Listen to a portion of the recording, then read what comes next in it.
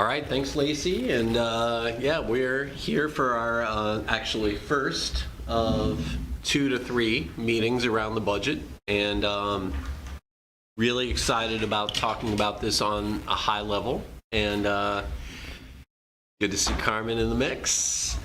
We are going to start with a bit of framing around what our budget scenario looks like, which is actually really good. But I think, as Johnnie will emphasize, we need to be thoughtful about how we're spending our money. And so with that, I think, Judy, if you want to call the roll. Indeed. Hausch. I'm here. McQueen. Here. DeVore Leonard. Here. Brown. Here. And I've just gotten a text from Kevin Stokes. He just got off work. He'll be here shortly. Also present is Public Works Director Johnnie Burns, Village Manager Josue Salmeron, and Planning and Zoning Administrator Denise Swinger.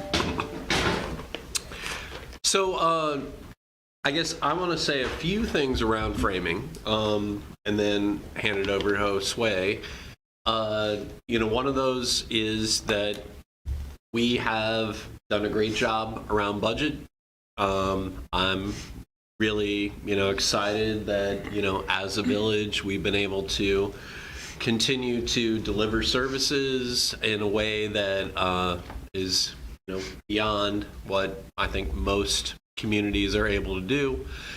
I think it's going to be very important for council to look at how we make hard decisions, because we've done so well in the past, and I think as we unfold the pieces around infrastructure, that's going to become more apparent. And so with that, Josue, I guess in your framing, I want you to also be honest. I know you want us to always have this amazing budget that we're all ready to christen or whatever, so but I think we need to be a little bit more realistic moving forward. So so I hope you characterize that in your comments, and I'll hand it over to you. Sure. Thank you, Brian. I've been thinking about this for a couple weeks now, since we've been talking about budget and preparing for this budget. In terms of context of framing, it's important to know how far we've come along. Done an incredible job, and a lot of things limited. A lot of that has been tapping into talent, creativity that we have in the organization. So if you highlight for the past 3 years of what improvements we've been able to do is sanitary improvements, water loss reduction, incremental improvements on electric, power pole change-outs. There's so much great work that we've done with the limited. I say in the sense that when I came in, there were sizable cash reserves. We've been able to grow some of those cash reserves in different enterprises. In the general fund, we've seen it shrinking because we've had to tap into those cash reserves. In this budget this year, 2022, we were able to hold off on dipping in the cash reserves significantly because we had the cash infusion of the American Recovery Act. That was $392 one time. We don't have that pot of money available to us in 2023. So to Brian's point, that we got to be realistic is, at minimum, we don't have that $1,000 income coming to us. So we have to be realistic. Finance. One big loss. Nothing that we did, right? I mean, that's the economy we find ourselves in. We were blessed with almost $400,000 worth of cash using to, one, plug in holes of income tax losses that we had in 2020. 2020 we had around $200,000 of losses. So with that, and we also did a lot more work. So that's in that framing. So we don't have that going into 2023. We've also got these big economic forces that there's very little that we can do about it, primarily inflation. Inflation's been over 8%. It's consistently there for the last couple months. It looks like it's going to remain there for a while. Interest rates are rising. We're seeing major challenges in the labor market. I've just got word today that we may be losing another staff member. That's going to be difficult. They were offered jobs somewhere else, and they want to grow. They're growing, so that just happened. Bad for us because it's going to cost more to bring that out. So we've got these national issues, inflation issues to deal with. Everything just costs so much. You're probably seeing it in your grocery bill. You're seeing it in your gas bill. You're not seeing it in our electric bill. We have that controlled, and we're doing very good on our electric rates. But everything else is. So we've got that national issue, inflation and labor market. And now, part of what I have to show you today is where's the economy heading. We received a market forecast from Brad Draker, and what that is indicating is that signal right now, as of September 30th, the overall signals in that. That's what everyone's hyperinflation sink us into. So what happens as we're going into an inflation, we have to be a little more effective or a little more diligent on how we spend our living. Last brief recession we had. That's potential for the next recession.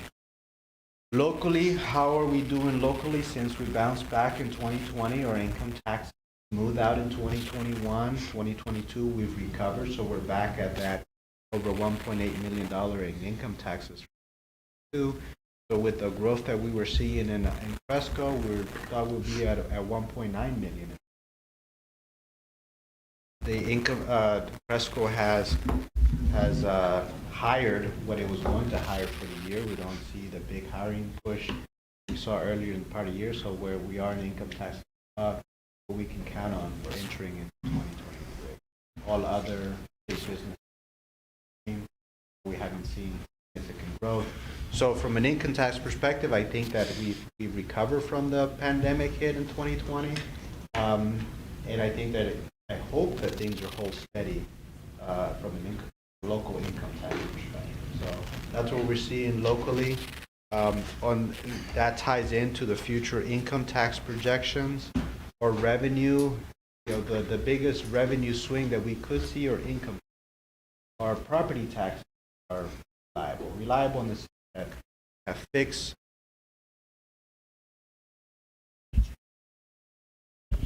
Thank you.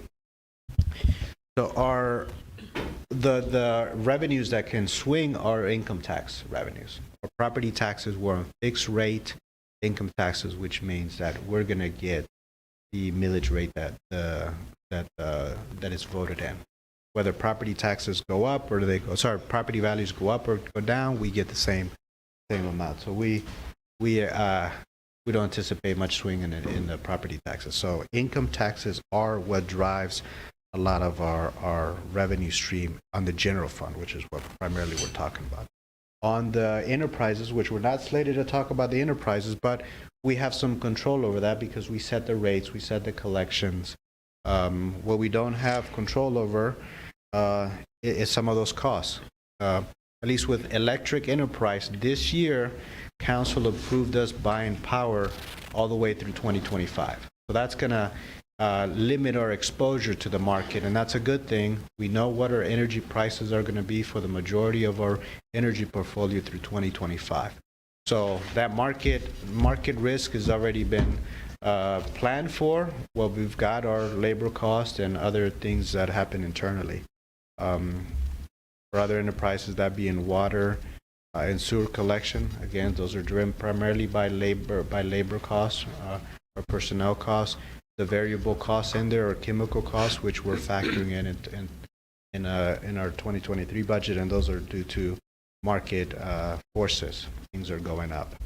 So for future projections or income tax, I reached out to Brad Draker, who's our investment consultant, for these charts, because this is what we have to be mindful of, is this recession risk. As we go into recession, what essentially happens is people lose their jobs. That can affect our income taxes. So I think that's our biggest risk. So being bluntly, that's, or being an honest view on what our budget for 2023 is, this is our biggest risk. Do you think we're going to be able to keep our budget balanced? Well, in terms of budget balance, if what we submitted to you, the budget balance is, there's an accounting procedure and just getting it and getting the numbers to match up, which, if you recall, the tax budget I submitted was a balanced budget. What we submitted to you as a draft, it's certainly not. It exceeds the budget balance by almost $2 million. So there are a lot of difficult decisions to be made. Now, I also want to frame the budget that you received is a draft budget without the cuts. Which is what we asked for. Right. Typically, that's not what I send to council. I like to send you as balanced budget as possible. You wanted to see the budget before it gets cut. Yep. So that's what you have in front of you. So there's about $2 million in there that we have to, if we want a balanced budget, there's a $2 million cut that needs to happen there. Otherwise, we need to dip into our cash reserves. So what does dipping into cash reserve look like? Right now, we expect to go into the fiscal year 2023 with about 48% of our cash reserves. That's a very healthy position to be in. We don't have a formalized policy on what our cash reserve is, but the best practice is a 90-day reserve. So that's about a 30% cash reserve. So we're certainly above that. We're 48. That's almost 6 months. That's half of the year. So we're in a good position going into 23. So certainly we've got some. If we need to dip into cash reserves, we have some cash reserves to utilize. All right, so any comments before we move into infrastructure? Marian? I don't know if I missed it, but I didn't see the expected income compared to expenses. Did I miss it, or? No, it was not included in this budget. We did submit that with the tax budget, and that doesn't change much from the July projections into 2023. So what goes into the tax budget, and I'll pull it up here on the screen. I'm pulling it up here. There are two major items that get adjusted in the revenue budget. That's one is the Schedule A that we receive from David Graham. David Graham is a Greene County auditor. He says, okay, this is what we project based on your voted millage, what your property revenues are going to be. Council gets a estimated or effective millage rates that council accepts. Once council accepts that revenue projection gets finalized. So that's up here on real estate property taxes. So that's what we're expecting, 1.1 million, and that's up on your screen there, Marianne, if you can see it. So this is all from the tax budget. Then we calculate what are going to be the income tax revenues. And I have that up here on the screen. The income tax revenues actuals for 2021 were $1,863,585, and these are audited numbers, so they're accurate.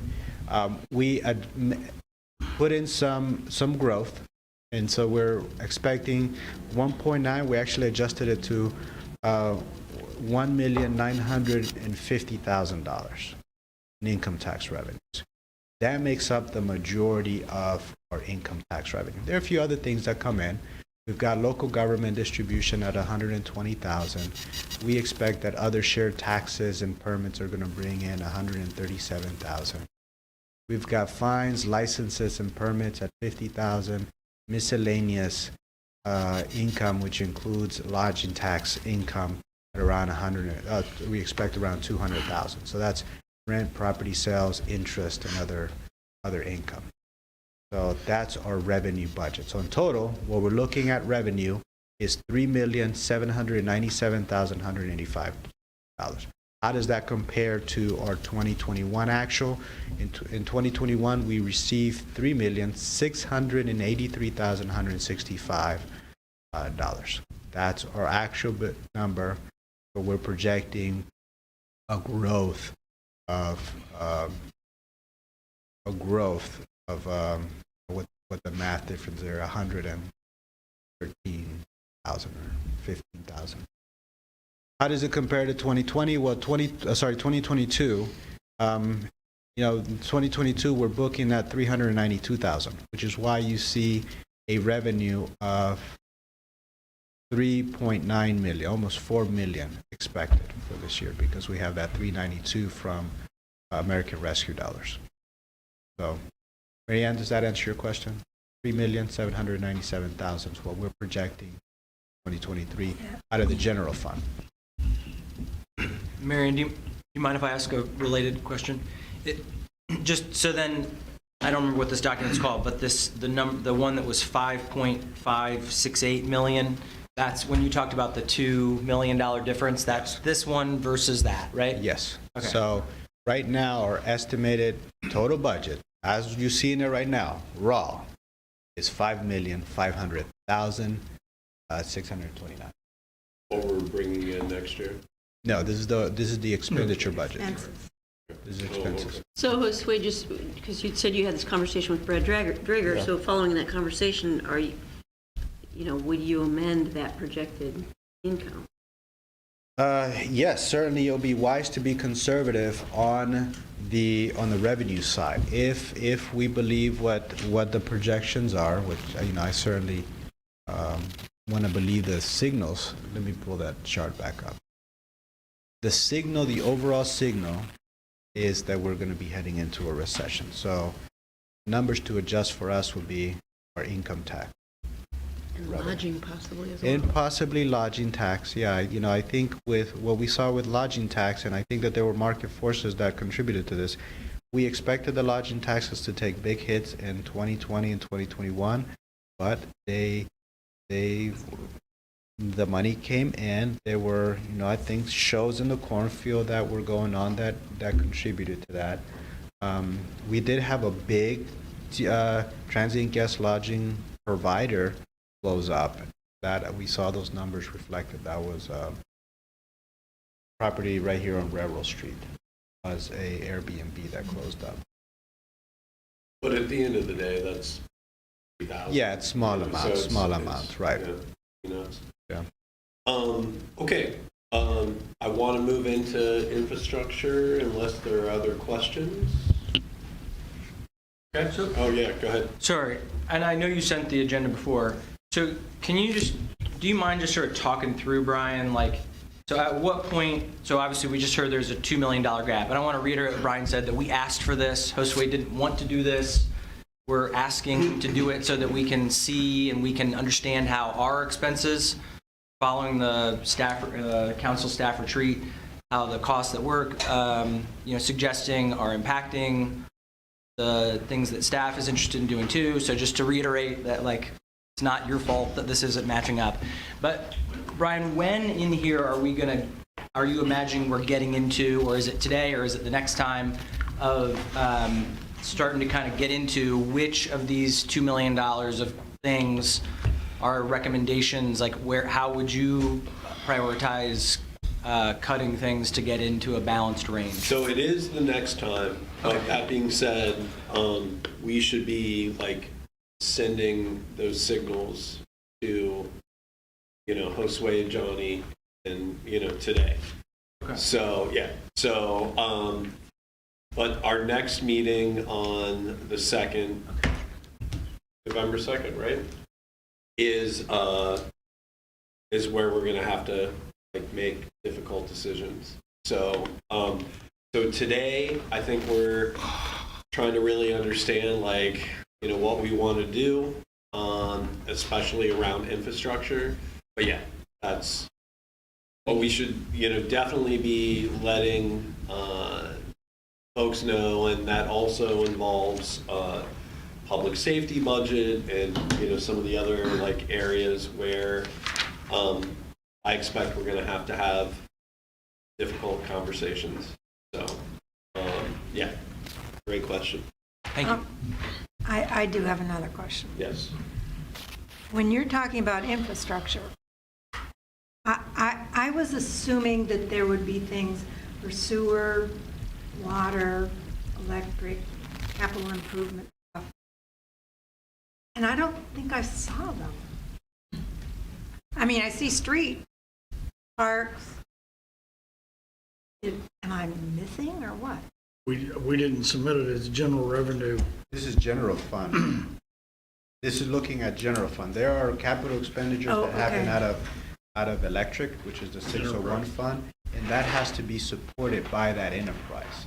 Like water capital projects have to be supported by those enterprises. There are circumstances Of in course. which Got those. it.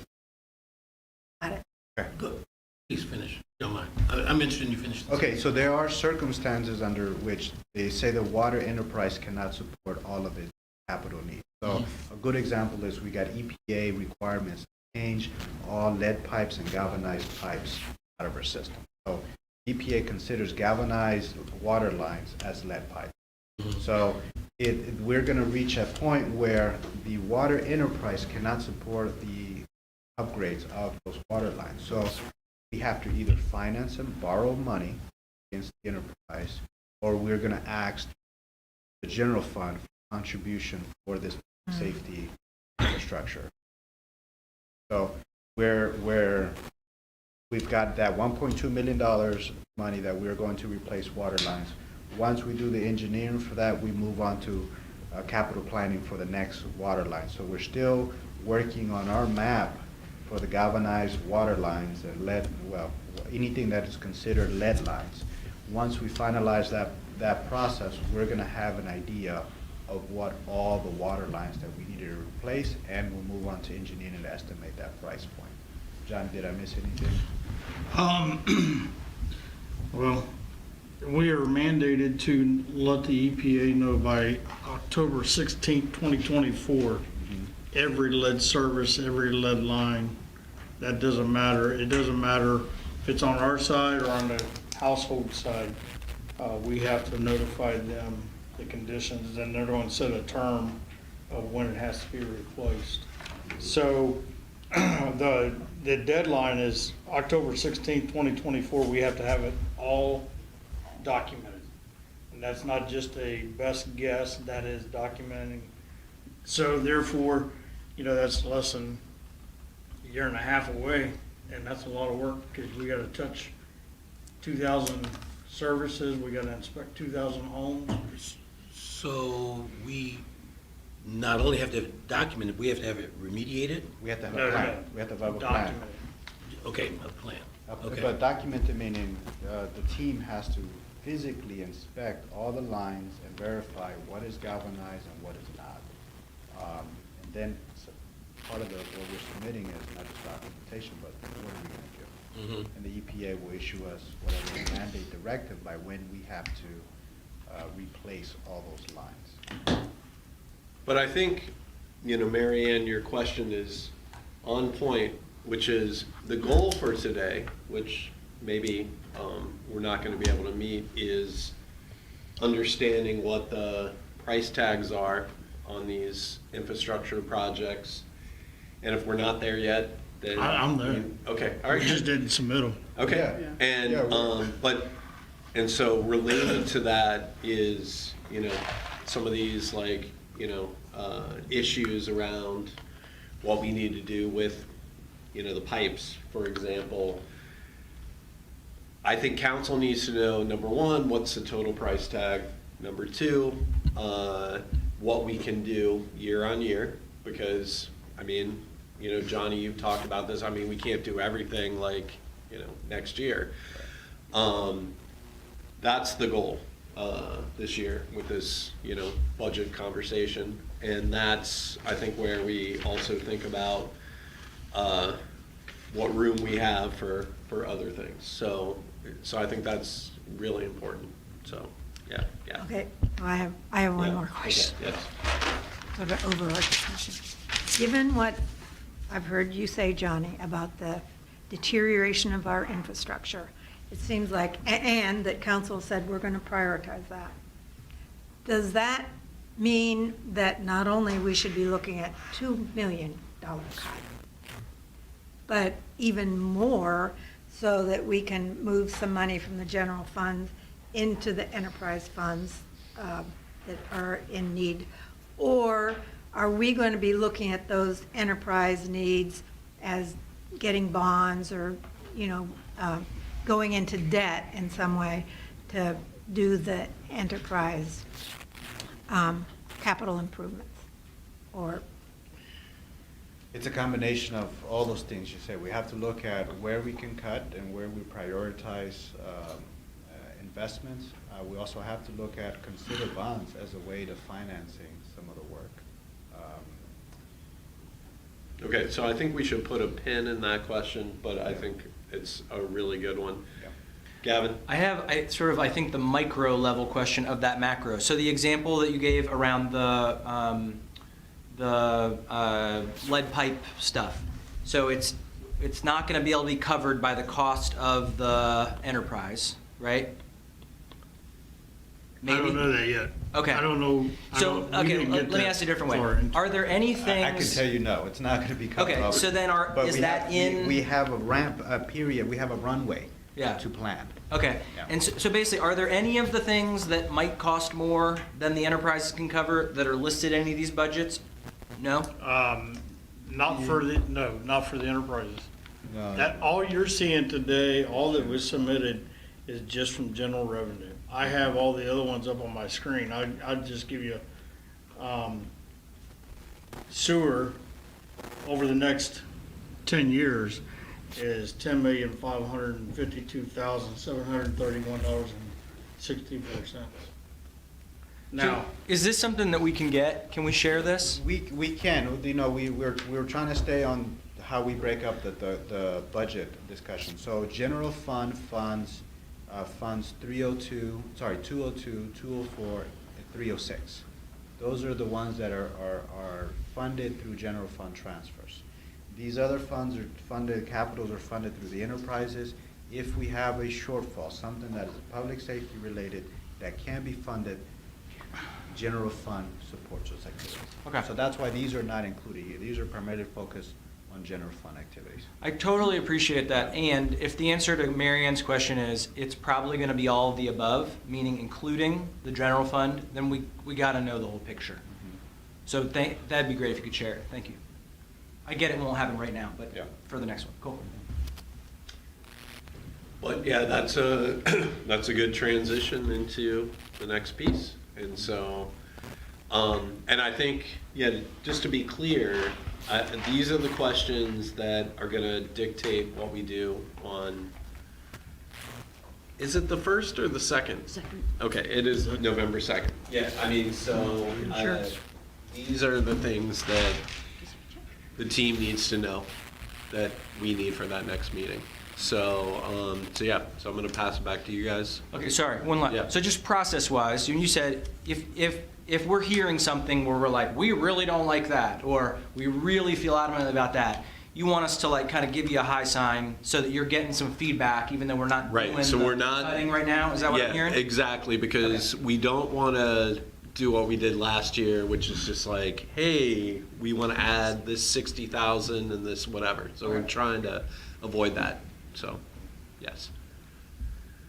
All right, so on major infrastructure initiatives, there's all the capital projects have been included in the packet. So we can highlight or the general ticket items are just in streets. There's a $3.2 million price tag there, and breaking that out for next year is just in streets. We're looking at over 408,000. So what will be the, Johnny, do you want to highlight on what are the top areas? And I feel like I'll just be totally honest, I am really confused on how we're even doing this, because I know we need to all talk about it, but we're also talking about infrastructure and we're in the general revenue. So, I mean, I could go down the list of everything that needs to be done in the streets and then go to the parks and go. So I don't think we care about general, like general fund, whatever.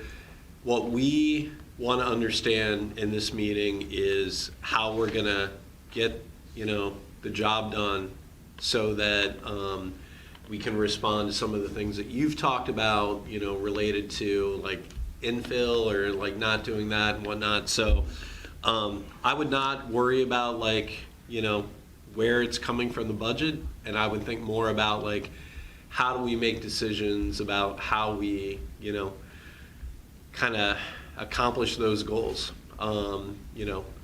So where are the pinch points and whatnot? So, so I think you should feel like open to talk about whatever. Well, I mean, I've got 10 different things up here, and the Okay. first one, I mean, we can start on any of them. I mean, streets is $408,000, and we talk about infrastructure. That's still the streets, the sidewalks, the curbs, the gutters, and all that. Sidewalk repair, it could go on for the next 10 years, and we'll have $1 million into it, but I've allotted $70,000 for it. Crack sealing and striping's $10,000. I mean, we have to replace a dump truck. I have it on there 3 years out for the next 3 years at $55,000, or do we spend $160,000 this year, this coming year, and just get it and not have to worry about financing it? Your big ticket items is, hauling away spoils out at the farm that's been there for years and they're just only getting taller. South end bathrooms, these are infrastructure problems that we only have one bathroom and it's at the end of it's at the train station. All the other businesses don't let them use the restroom, so everybody's going to the train station. It'd be nice to put one at the south end behind the school board building. We can plant one right there Which we're taking back, right? I mean, we already, okay. yeah, but this one will be an ADA that we would put the pad in there and then basically a crane comes in, sets it down, and it's hooked up within a day of actually having the concrete done. So even though the streets ain't so-called infrastructure, when you start tearing up the roads to put the sewer lines in, the water lines in, we also got to figure this cost out on the streets and the sidewalks. I mean, we're getting 200 complaints on sidewalks, this year. And I worked for 6 months to try to get quotes on sidewalks. And people are so busy, finally we got a contractor. But what we deem as the worst is not really the worst to everybody else. We've taken the sidewalks off of Mercer Court, all of the cul-de-sac because of the trees. We finally got that taken care of this year. We've made great accomplishments, but we're not really doing as much as we need to. Johnny, just real quick, just to keep that in context, you talked about the number of complaints. Is that abnormal? Oh, absolutely All right, just abnormal. wanted to be. It's off the Well, chart. it's also directed by one. Yeah, that's Right. that's the So, point. It's yeah. not in the normal course of events. Correct. The pool is an ongoing, Money sink. necessity for the village. Community asset. Yes. That's the word. Johnny? Thank you. Sorry, before you start going into the other ones, can you give us some, how much different, so like $408,000 in this projected budget for '23, how much different is that from this year or past years? And then, so then it looks like you're talking about 350 to 400 essentially over the next 10 years. So if I'm looking at in the last 10 years, if we spent $400,000 a year, then I'm like, okay, well, this seems reasonable. How No, much have because we been spending? we keep on kicking that can down the road. In 2000 I can't answer anything prior to 2018. In Okay. 2018, I actually come in to give a 4-hour presentation. 2 hours into it, we got shut down, and we've been just kicking that can slowly down the road. Not saying we ain't got things done. We have got a lot done, but we're still kicking that same can down the road. We actually should already been done with sidewalks because they were supposed to have been started in 2014 and nobody caught it, that they wasn't being done until 2018. So we're 4 years behind. We did get all the grinding done. Now we're into replacing sidewalks, and cost is astronomical. I mean, what you could get $25,000 worth of sidewalks for last year. You can't even touch a curb for $25,000 anymore. So to answer your question, no, 408,000 is what we would like to have, but I can guarantee you it's not going to happen. I mean, Josue's like, "Are you serious?" I was like, "Yes, I'm serious. We got to put it in there because everybody's got to know what we're doing, and to be able to say that I need $408,000 and then all of a sudden I only get 110,000. Well, I'm telling you that I'm recommending 408. You guys tell me I have 110. Now what are we cutting?" Okay, so when you're presenting these budgets, you're giving us the number of, on some level, what it would actually cost to fix it. Correct. Okay, so then we know that we got to make up a $2 million gap somewhere, and so you're used to spending 150,000. You asked for 400,000 this time. If we do all these numbers, we're going to end up $2 million over. So then we're going to have to figure out which ones to cut. Yeah? Okay, I'm just making sure I'm understanding. That's how you're going to do each one of these. That's how to view it. Okay, thank you. And I can actually pull up the number. I've got it here on my, last year was, I asked for, well, we got 167,000 in streets last year. Okay. So then if you go to, we'll go to pool again. Now we've added costs all the way out 10 years, and this is just from the best knowledge that we have. You know, we replaced the big pump motor this year. We did the big valve, but it's got to go back in every 5 years or every 4 years. I'm looking here to see, I think it's every 4 to be rebuilt. So we put that cost in there. Concrete around the pool is in bad shape. We've known that ever since I come in here in 18. We have pool repairs that's ongoing. We got diving boards, believe it or not. One diving board is $6,500. One diving board. So Samantha is trying to get a better price, so we put in 5,000 because we need 2 of them. So we put in one for 23 and one for 24, and we put in paint to try to help make the one last another year. But that paint's $1,500. So, you know, the costs are killing us, and the lack of ongoing maintenance over many years. And I talked to a man today that retired from the village, and he said this has been a problem since he worked here for 30 years. It's nothing new. There's priorities, and then we keep on kicking that priority down the road because another priority took its place. We had multiple complaints about the way the locker rooms were at the pool. You know, men's don't have no lockers. They don't have a place to sit down and change into their bathing suits. Same thing in the women's area. The toilets were probably from the 1980s at the best. So we need to replace toilets and stuff. So for the pool itself, we're asking $111,950 this year. Now, mind you, that is not even doing anything for the water leak that we have in the gutters. We're still trying to get that, figure out where it is. We're talking about taking a camera and pulling up some of the bricks and seeing if we can isolate it, because to put a brand new gutter system in, you might as well jackhammer the whole pool up and start all over again. But I can tell you they had a great season this year. They had lifeguards, and Samantha did a fantastic job. They had a lot of saves. They had a lot of great numbers and great days, but we still lost money. So, but it was full all the time when there was good weather. Moving to parks, and again, I can make all these, Josue can get all of these to you. Parks is a ongoing, we put in big ticket items, Gaunt Park playground, $52,849. The playground that was installed, I don't know, it was probably when I first got here, is really something that you would put in your backyard at your house. It's not handicap accessible. They mulch, they did a decent job at the one in Bryant Center this year. We finally got it to meet insurance requirements. They made it pretty good. But just for the playground equipment, this was the quote that I got 3 months ago. It was $52,849. To repave the Gaunt Park parking lot, because it's in bad shape, it's $31,000. Upgrade benches and trash cans. Believe it or not, those things are outrageous. $1,200 for a bench and it doesn't matter where you buy it from, because that's what they're going for. But again, we put them in there for the budget. Ball diamonds, they're in bad shape. We are still trying to get somebody to come in, give us a quote to let them come in and put their magical touch on it. Drainage, we've done everything that we possibly can. We still get multiple complaints. We go through drying bags of trying to dry the soil out. It's not working. They wasn't able to play on it much this year because of the rain, and it wasn't for lack of trying to get it.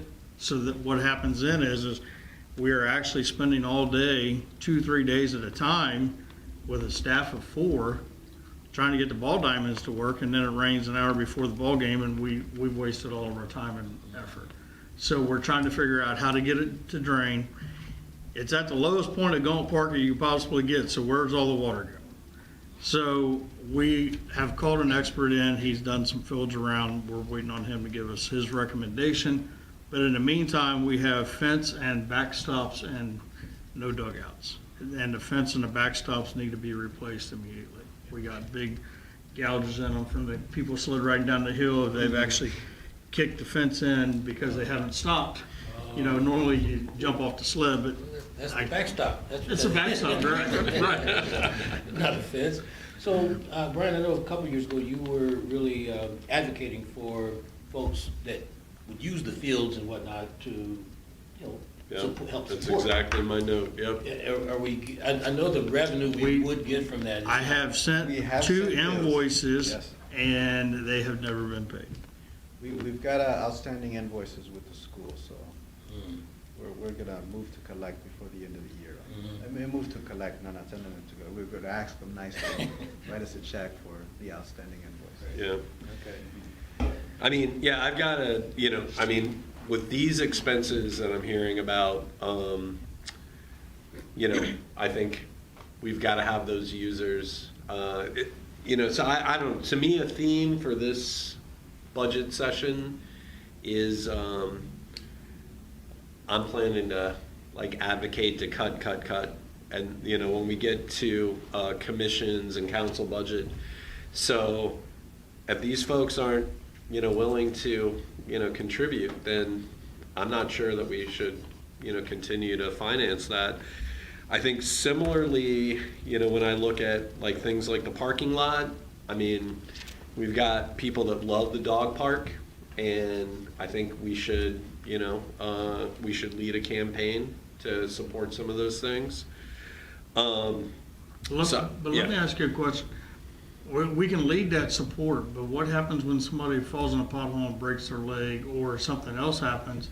That campaign is, to me, and I'm just speaking honest, that to me tells me that we're kicking down the road still. Instead of taking this as a serious issue in the parking lot, we've striped it, the lines are gone, we've almost had people hit the parking lot. You know, so to me, the parking lot is a minimum. I understand the dog park. I would love to blacktop it in the back, but the problem is my fear with blacktopping the dog park is then we've got a major issue with this ice because it's coming down the hill.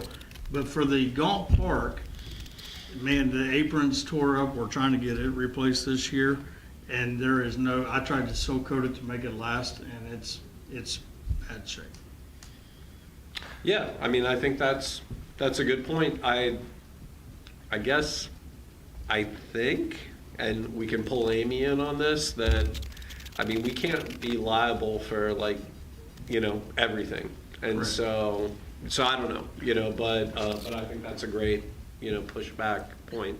Well, So, I think also safety, I think we want to raise safety up as maybe a primary Mhm. thing. So if there are potholes, fill them or whatever, but any of the things that have a significant safety issue, I would think should be above things like a backstop or new playground equipment.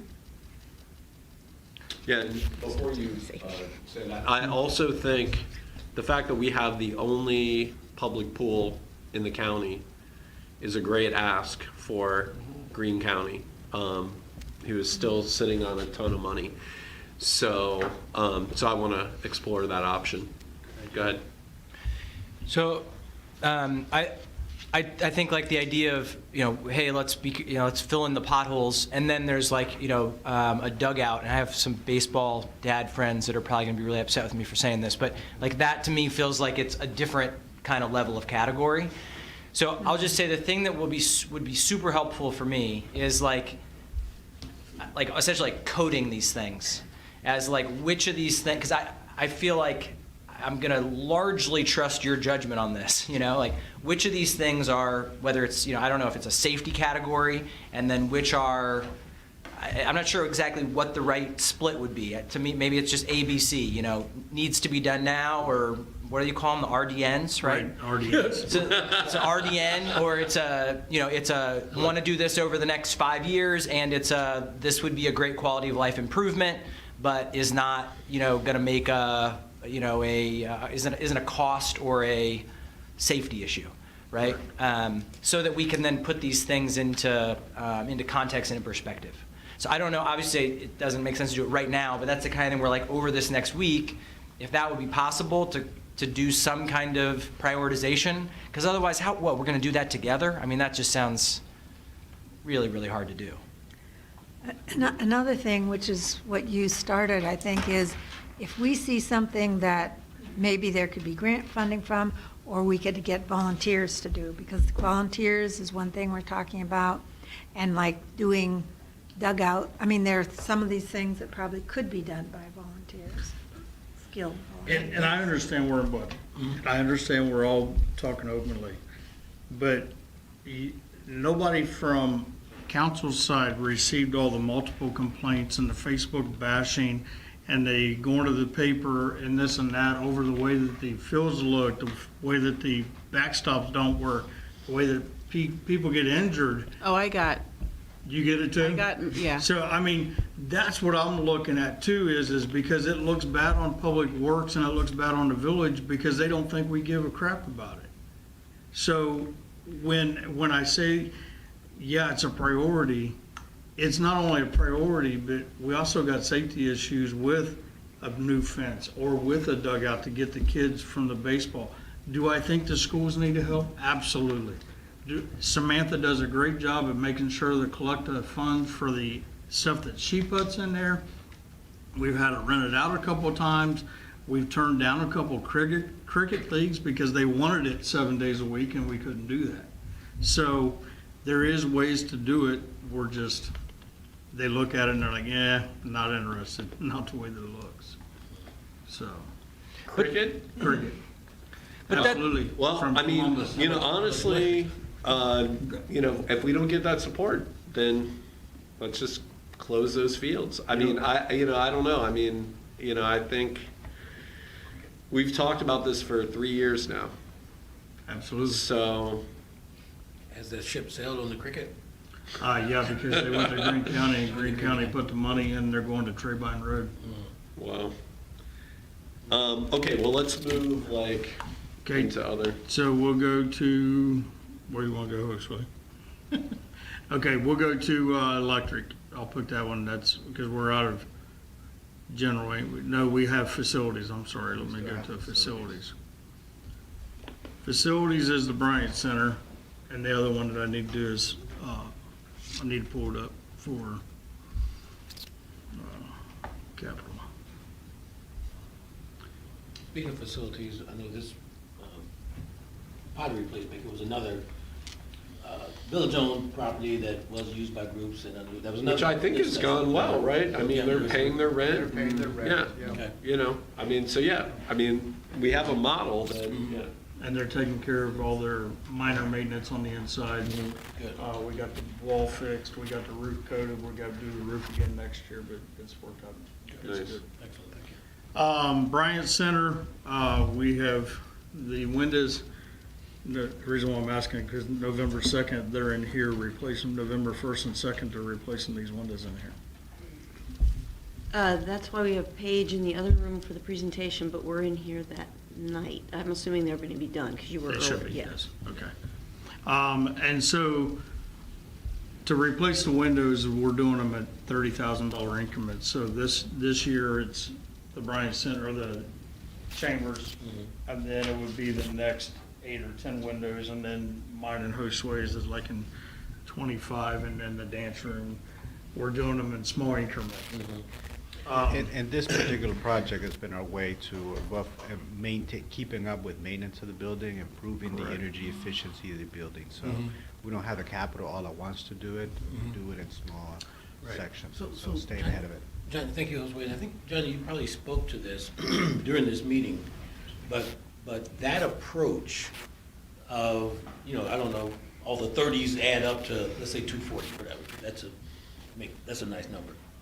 But you saw in advance where you could do it 30 at a time, and it made sense. In other words, what's been done already doesn't impact us, doesn't hurt us. And then when we do this room, we won't be bothering the other folks. Correct. So with some of the other big things, my question is, can you take, this some $1 million project and divide it up in over 5 years? And the big question is, does it make sense to do that? Can you get anything worthwhile done with $200,000? So hold that thought, and then when I get to sewer, Okay. I'll explain that Okay. thinking. Because I've got it all through the 10-year budget where I may have $40,000 spread out, but then I've done something in sewer that I want to throw at you to Good. show you the difference. Good, great, thank you. So windows is 30,000, A and B remodel to try to get it to look presentable to be able to rent out. I put $30,000 in there. The biggest thing for the Bryant Center is the camera system. We have a quote of $50,000 to update not surveillance, the hallway, all the cameras that protect the building, the outside, and down in PD, the hallway, the youth center and all that. So the camera that we have, 2 of them are actually broke, they're not even working, so. So just on cameras, is it in your thoughts around, I know Jerome mentioned cameras for Wheeling Gone. It isn't my thought, Okay. I have not done nothing with it. Okay. I do have a quote on it, it's about $8,500. Okay. But I was gonna let Jerome and them try to fundraise for that one, because they want it to be if somebody's coming out there, Yeah. that they can see a license plate, Right. so that one's a Well, and very I want expensive them to camera. fundraise. Yeah, right. Yeah, so. We have the system over there to be able to hook into to bring it back to the Bryant Center, but they have to fundraise for that camera. And Okay. until they tell me they fundraise for it. Cameras are just like everything else. The cameras go up daily and the lead time goes out further, so. The big thing, safety-wise for us, for the Bryant Center, is we need $14,000 to replace the front doors by the tent, the main entrance. The door is actually broke. The top is sprung and it's actually broke. It cannot be fixed. We've had 2 contractors out there. So that is $12,400, and I put it in for 14 because by the time they order it, it's probably gonna be more than that, but that door is it's gonna fail, and then we're gonna have to shut the door down. On the big ticket items here, you'll see that $50,000 camera system. How often is it going to be used? Very little, but it is one of those things that our insurance wants to see better cameras. It's one of those things that we've been Kicking down the road. Yes, but part of it is just because some of the cameras are capturing the essential footage, and, we've done fine with the issues that we've had, but insurance has gotten on us about having updated cameras. I can tell you the cameras didn't do nothing for the person breaking into the donation boxes. The camera wouldn't even pick them up. That was done by trail cam. They're just, So the camera could see a shadow, That was not it, enough to right. identify or even alert somebody. or alert anybody, right? Capital improvement, which will be rental properties. The train station outside drinking fountain needs to be replaced. It's $7,000. And that will have a bottle fill on it, a dog bowl, and a regular drinking fountain. But it is $7,000. And just if anybody's been to the dog park, The actually dog bowl drinking fountains, they're $2,900 a piece that we didn't buy. Somebody donated them, but they was $2,900 a piece. Then we have silk coat the floors in the, or silk coat the blacktop outside the front of the train station that's next to the bike path. We need to silk coat that between that, and so that was $2,500. John Bryant Pottery Shop, the only thing that we have planned for this year is to re-silk coat the roof. It's gotta be done every 3 years, and it's time to re-silk. That way the roof doesn't leak. Short Street building, when we take it over, I went ahead and put money in there, to be able to get a full building inspection like we just did for the library, and to have somebody come in and go through all the equipment so we know what we got when we get it back. Library, I put in $1,500 for a stone walk in the back to be able to get somebody to, that dirt trail that everybody keeps walking down now that they've got picnic tables, to be able to put some kind of stone there to make it to where the mud quits running down to the sidewalk and take the slip hazard away. And then silk coat the parking lot and restripe it because it has not been done in 5 to 6 years. So the silk coating will make the blacktop last a lot longer. The other thing we have on there is the windows that was identified by the inspection to reglaze the outside of all the windows to keep the water and stuff from running into. On the window piece, and we still need to have our library commission meeting, which I think is scheduled for the first or the second. We contracted an inspection service to thoroughly inspect the library building, so that we can get an estimate of what immediate repairs, long-term repairs that we need to do. Windows is one of the things that came up in that report, and it looks like a relatively affordable repair item, so we can avoid replacing the windows. Was that the big windows and they want to keep the Big sunlight? windows on both sides of the building. Right. Yeah. So there are more repairs in that report that are not here. I'm sure that we'll probably speak about it at the library commission meeting. There's not that much that needs to be done. That inspection report is pretty good. Well, it was good, but there were some stone items on the roof, on the exterior of the building that they're not falling off. Tuck point. But tuck pointing, and so there are other items that are not pressing, so they're not up here. Correct. Yeah. Next will be Lawson Place. It's not a rental property, but I needed to put it in somewhere, so I put it in the capital. On the one side is 10, the other side is 12. We need to redo some flooring and lighting and the hallway, so I put $10,000 into there. We need to get smoke detectors in all the units that don't have smoke detectors, so I put another $10,000 in that. If you look at 12 Lawson Places, the side we just remodeled, you have some major trip hazards going in and out of that building. And so I put in $15,000 to tear out all that concrete, come into the parking lot and redo that all for that area. Then I put in $10,000 and I spread it out over the next 9 years. Just in case somebody moves out, we gotta be able to go in there and completely. Number 10 was the worst unit that we had remodeled this year, and it was $10,000. And it's got a special drywall that they built back then that does not hold paint or anything, and you literally got to lay drywall over it to be able to get it to hold paint. Is that for those brick walls, the special drywall? No, this is for the ceiling. Actually, what's happening is, like in Unit 1 and some other units, the texture of the ceiling just falls down, and it's bare drywall. It doesn't even look like anybody's put any paint on it. Okay. And the drywall mud is the only thing that will stick on it on the joint. So I put in $10,000 a year because you never know if somebody moves out. Now, it could be if it was one of the ones we just remodeled, it could be just, $1,000 go in there, but I want a worst case scenario.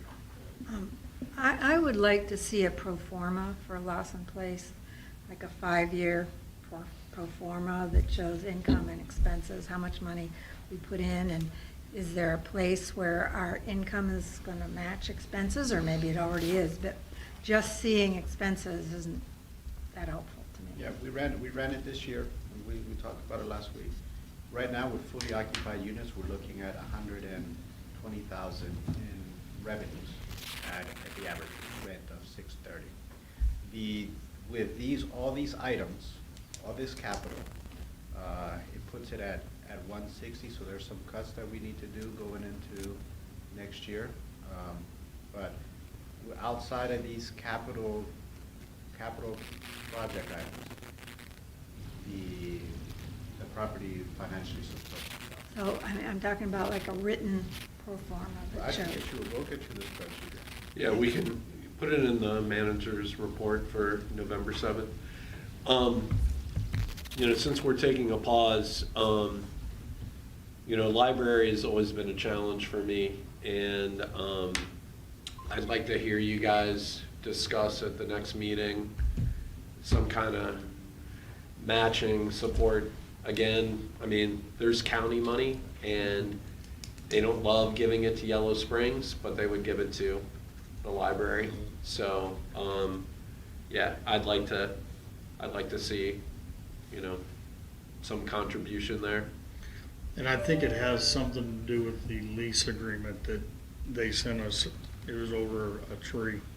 Yeah, there's a current lease agreement that was authorized certainly before our times, between the public libraries and the village, and it puts all the responsibility of maintenance on the village. Every bit of it. So we'll get you guys a copy of that. Okay. Yeah, I want to look at it. Yeah. What's so, the expiration date on the lease? I don't remember. We can change I don't the think lease there is one. agreement, Yeah. right? Maybe. I guess we need to look at it.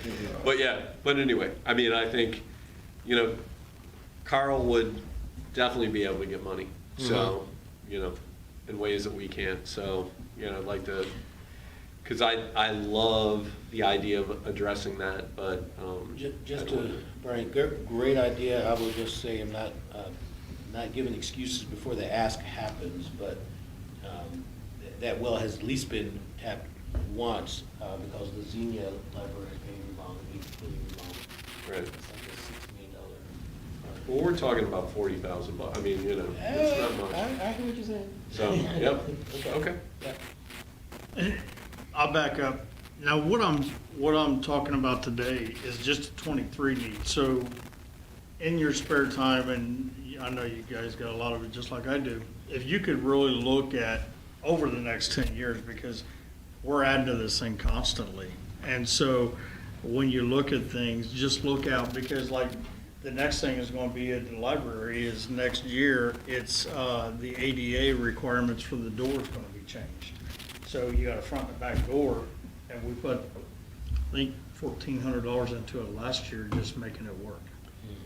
So I think related to that, to me, it's making the case for either if we're going to go out for a bond, which we've talked about, or if we're going to change the reciprocal tax piece. So, so I would say, this is where making that case now is probably a good time to do it. Okay. So, yeah. This way, do you have access to the storm? Is the storm on there? I'll have to go log into ManageSpace. Okay. Before you, so I'm sorry, I'm just trying to figure out how to kind of roll up the documents we have with what you've got here. So when we asked at the beginning, I think I understood that this one that was 5.568 million Yes. was the one that lined up with the income and expense thing that you were showing up here, but that we don't have, but it's related to the tax budget that we got in July. But the number, I'm trying to find, so the number you were just using there of, on this budget I'm looking at, it's 19.5 for the library. So is that, basically, how do I get, where are these numbers? Where are they rolling up to? Yeah. Can you just Yeah. show me all the way through? So on your documents that you've got, how the numbers roll up.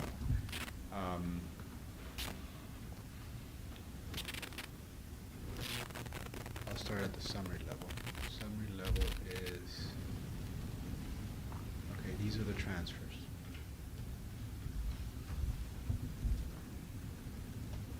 So these are the transfers from the general fund. We're looking at 202 having 1.11 million, 204, 644, 268, 306, and then we've got 2 entries for 306. One for the pool and the other for Parks and Recreation. And then there's an $81,500 for pool pension. So that comes out to 2.2 million in transfer. This number gets plugged into our overall transfer line items in the general fund. So, not this one. In the overall budget, this is the overall budget, the 5.5 million. So, sorry, So so like, when he was just showing us the library fund, is that the library costs for the windows? Is that in the transfers? Yes. From the general fund? Yes. So then, the document I'm looking at, it's all in the transfers. Correct. So Yeah. where, Everything that I've spoke about yeah, is in that 2.1 million right now. Or 2.25, yeah. Okay. Everything that I've spoke to this point right now is plugged into that general transfer number, Okay. if that makes it easier for you. So then, sorry, so then so like on the, where's the version? Here it is, okay. So on this 2023 document, so like what is the 19,500 for library that's not in the transfers? Yeah, so when we go into this budget, I'll pull it up. We go into the library budget. We break out the library expenses here. These are different expenses. These are the operational expenses. So So this whole thing is just operating? this is all operating. right? Okay, and so what you're doing is all Is all the capital. Capital. So the way that we break out these expenses, we provide you a budget for 2020, the actual for 2020, 21 budget, 21 actual, 22 budget. So we give you essentially 3 years of financial Okay. activities. So these are all operating expenses. So we look at, in the library, we give you that historical. I get So it. you can see how it's trending. And so those operating funds stay pretty.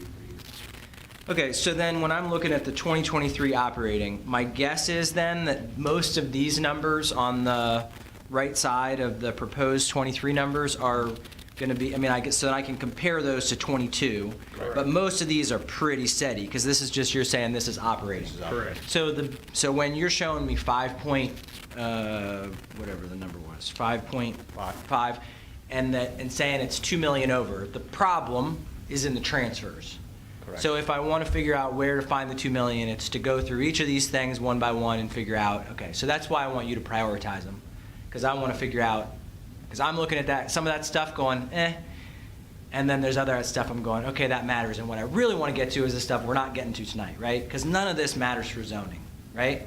Like, For zoning. almost none of this matters for zoning, right? Like if we're talking about the stuff that we're saying, hey, we're like Jackson, that's not this stuff, Right. right? Okay, cool. I'm just making sure I'm not missing something. Thank you.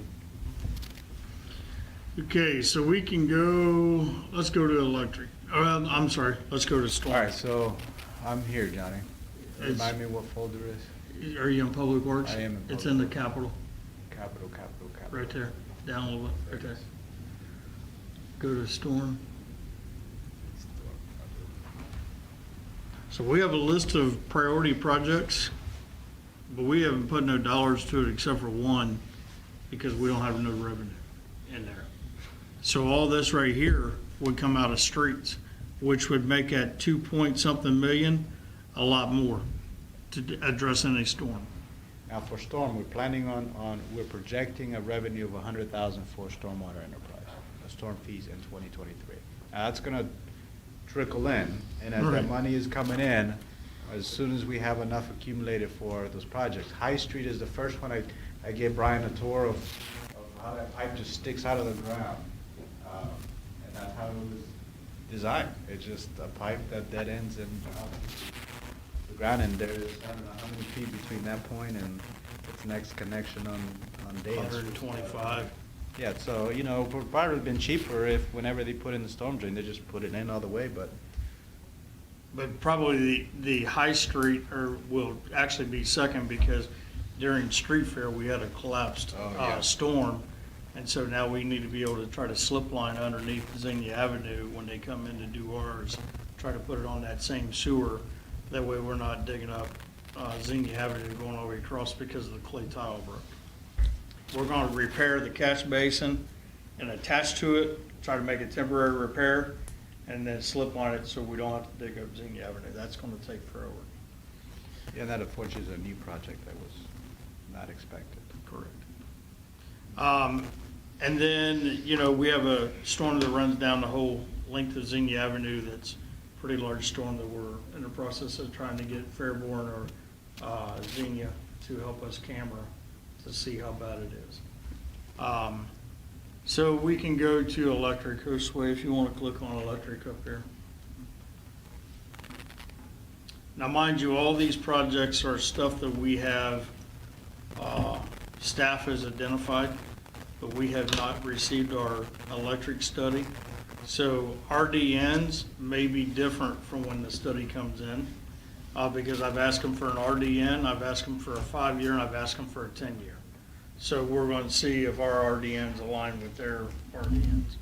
100,000 is normally what we spend on pole change outs. We've done that. Replacing cutouts, we've actually just ordered cutouts. We didn't get a full skid of cutouts, and it was $9,000. So we're hoping that we can do it a little at a time and get it done by 2030. But what I did on the sheet up there is I put an escalator for every year we go out. Prices keep going up, so I added money. I think it was a 4% escalator on the cutouts for that. Actually, it's 12%. Streetscape for Walnut. This is in front of the school. We actually priced it out last year. We didn't. It was last year. We didn't have money in the budget to be able to do it. If you notice, we have a concrete block holding up a pole right now. And we don't want to try to drill down any deeper to put a new one in because we're wasting money if we don't just try to go underground the whole entire way, get it all done, put decorative lights there by the school, get everything set up for street fair to where we're not hanging panels on the poles and getting all that done right away.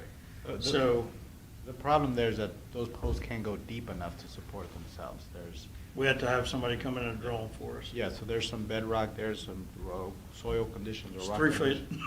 3 feet deep. 3 feet deep, we can't go further than that. And so we want to be able to go 8 feet, but we're not able to, so that's why those poles are leaning and they're being held up by concrete barricades or. Yeah, concrete barricades holding that one pole. So I think this is a good example of,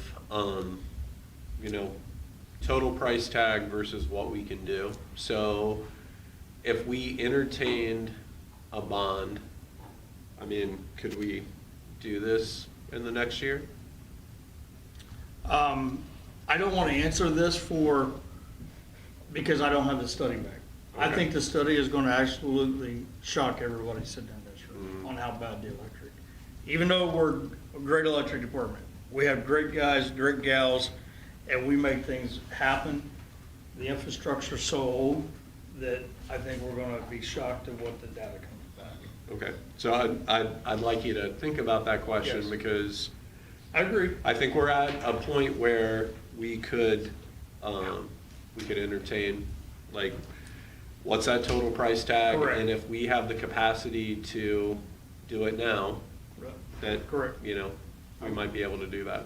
I'm with you, and if you drop down, it's, I put number 6, copper conductor, Kevin, again, going back to your thought.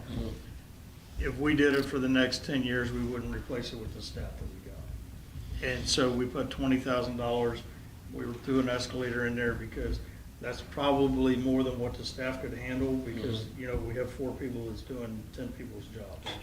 So, and then on top of that, we have start up the URD incentive program that we've been talking about, where we may be talking about incentivizing people that when we do underground, that we sell them the wire at cost, or we may even provide the wire to get them to go underground, which would help eliminate outages.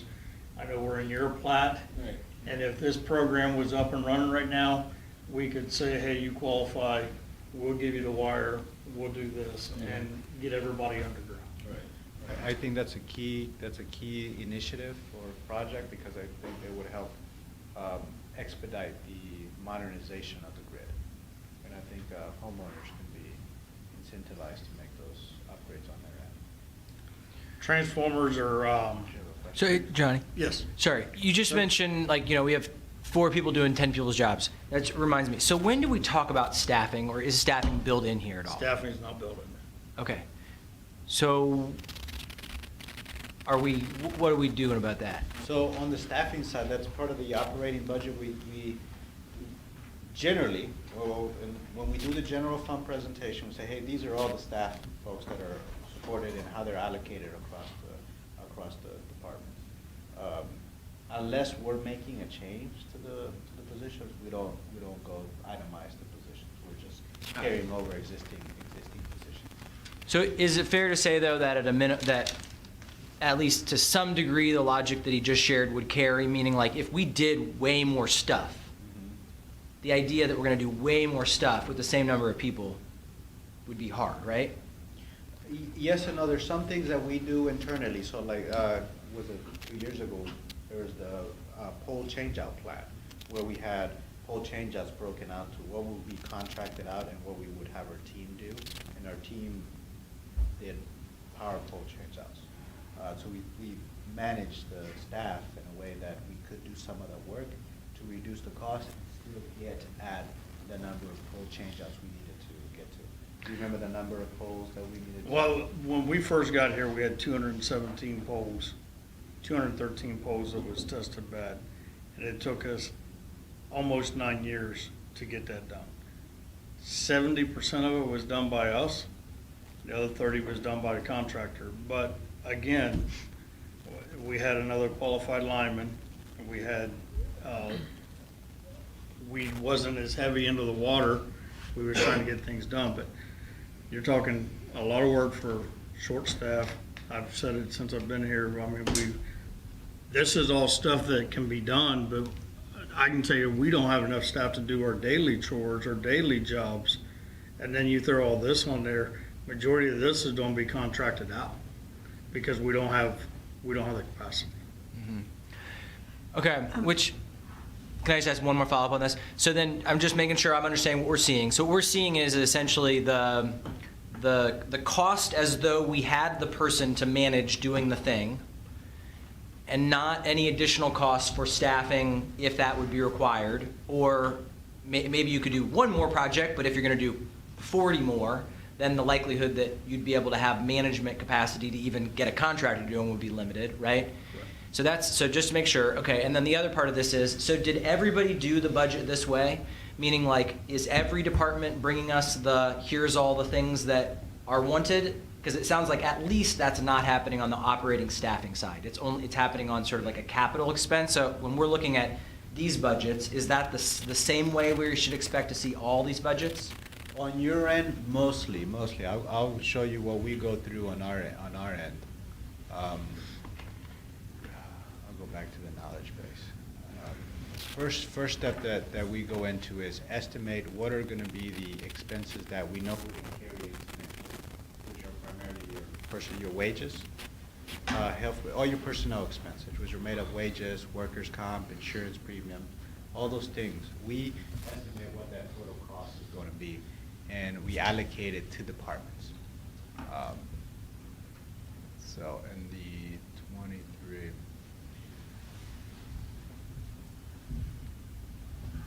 so this is all of our employees. We itemize every employee in any vacant position that we have, and we estimate what that cost is going to be, what that salary, and we got years of historical data on here that we track. So there's 2019, 2020, 21, then we go 22, then we go into 23. So we estimate what's going to be the step increases that they're eligible for the year, and we factor that in, or the hourly staff or salary. What COLA adjustment? I've got a 4% in here, which is, we had talked about 3 to 5. Feds went to 7. So I've got a 4% in here. And so that's the number that's factored into our operating, Yes, operating correct. version that we were looking at. Okay, Yeah, thank so you. then- Okay, keep going. So we come up with the annual amount. And then we spread that cost to the different departments. So here's your public safety allocations by staff, and then we get that total at the bottom. And then that total gets plugged into the corresponding wages categories on the operating budget. So we do that for every staff, every employee that's active in every position that we're budgeted for next year. There is one position here that we had talked about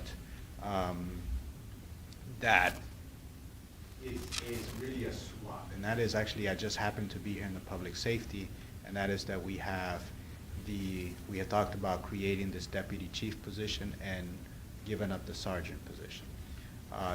Cost-wise, they're end up being relatively the same when you factor in the no overtime that would be incurred by having a deputy police. So that's the only piece here that is not in a formally approved activity. But even within this activity, if you look at what we estimate right now, having a sergeant role, it's not at a fully loaded rate. We've got right now just, and what will be a Okay, transition. but ultimately, what you've given us is basically a status quo staffing Right, budget, right. it sounds Right. like, with a 4% COLA increase Right. and all the typical steps. Right. Right? So all I'm saying is that I'm not trying to get you guys in a fight, but I'm hearing him say, hey, I got 4 people doing 10 people's work, Yeah. and then saying, I got a whole bunch more work I want to do, but there's no additional staff capacity. And so that was part A of the question. Then part B is everybody else giving us all the things they want to do, so that we're looking at the essentially public works the same way we'd be looking at, what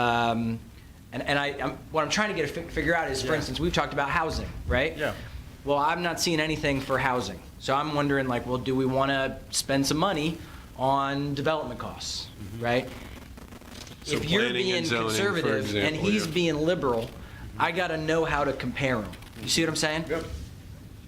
So are you being conservative and he's being liberal? Well, we started this conversation with, what's my job? I try to bring in a balanced budget. And, you guys want to see a raw budget, no cuts. It has a lot of the capital expenses just showing. We need to trim this, right? Yeah. We know that 5.5 isn't going to move forward. I get it. I'm just trying to make sure we're all clear that when we go to a staff retreat and we're hearing every single department head saying that they're overworked and underappreciated, Yeah. and then we have a flat staff structure, that we should be aware that it's one thing to say, cool, we have to decide whether we're going to do the dugouts or do the parking lot, but it's also a thing to say that we're not investing in any more team members to do the amount of work when we're hearing people say repeatedly that there's a imbalance. We wanted the whole picture, so I just want to point that out, because frankly, it would add a whole nother big chunk of money on. Oh, for sure. That would. I mean, one of the things that keep me up at night these recent weeks is Denise is vocalizing that she's retiring next year, and it scares me, because there's institutional knowledge, there's expertise, and gosh, where am I going to find? I'm not finding another Denise. You're not allowed.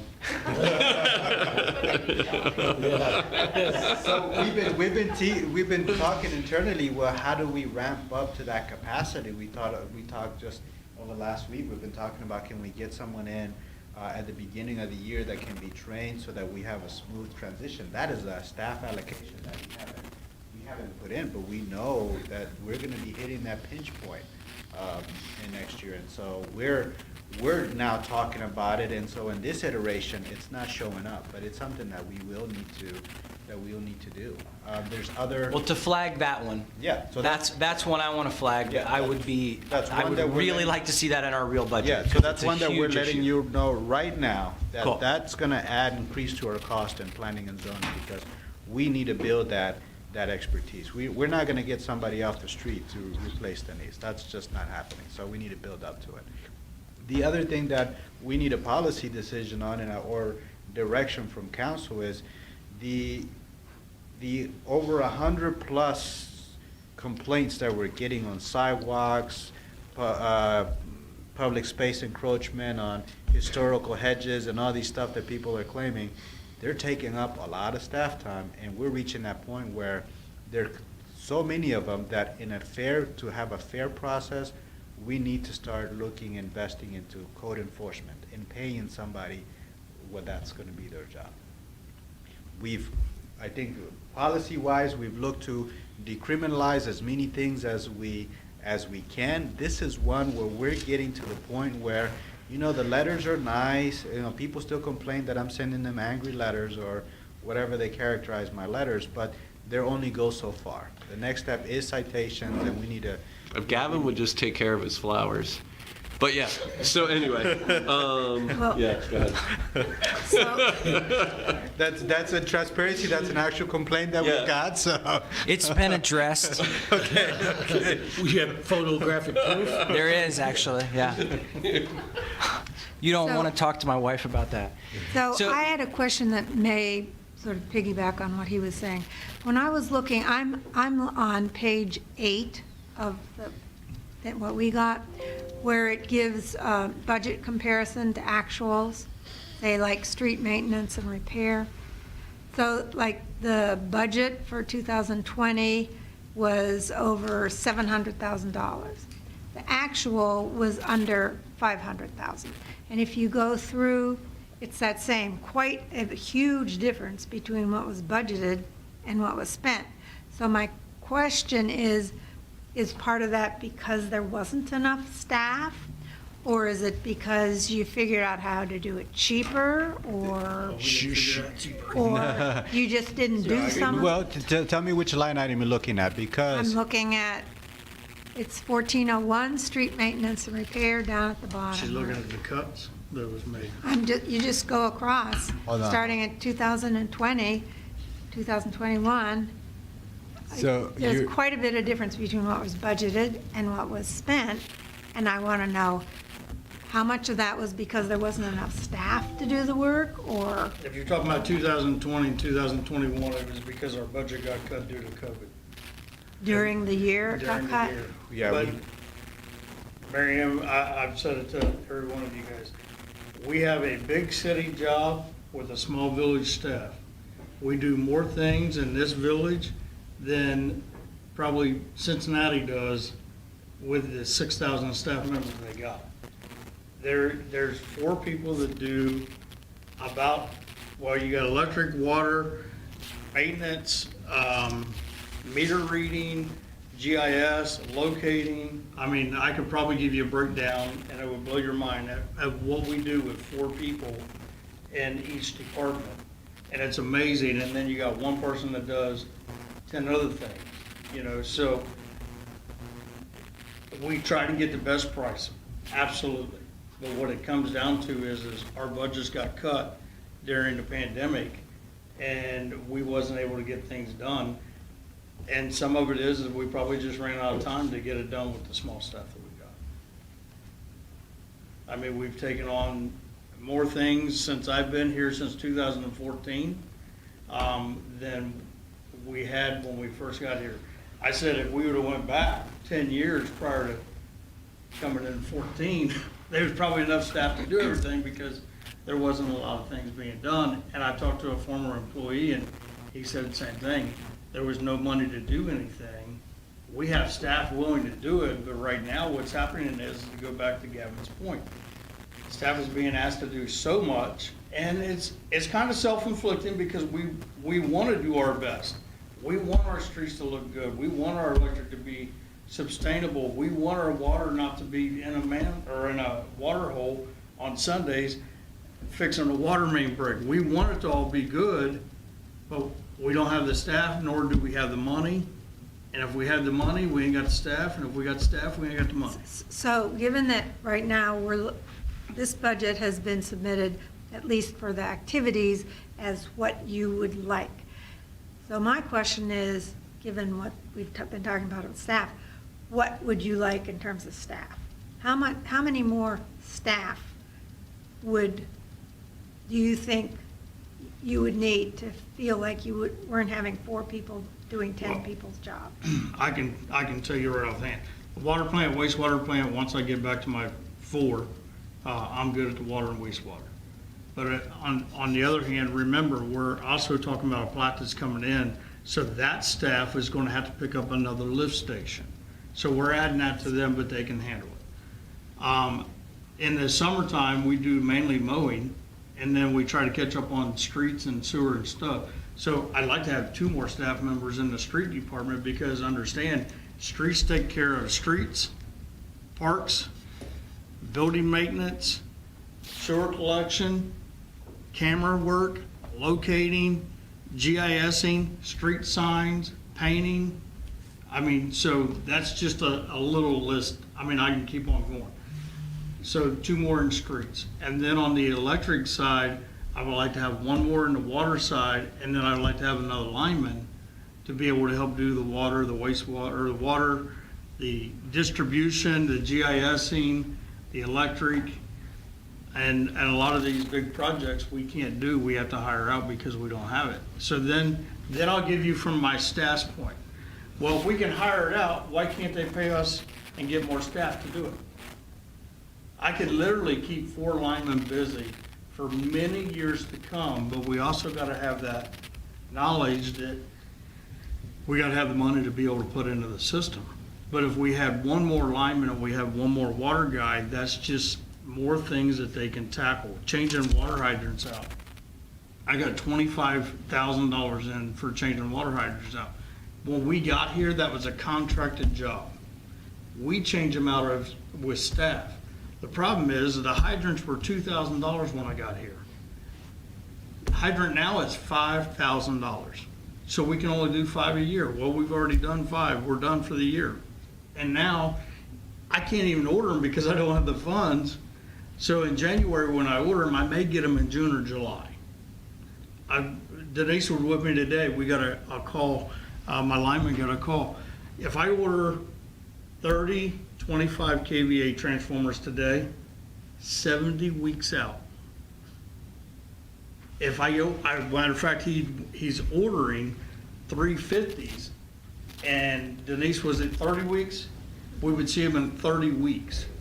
The cost for them transformers have tripled since I've been here. We're talking $15,000 for 3 transformers.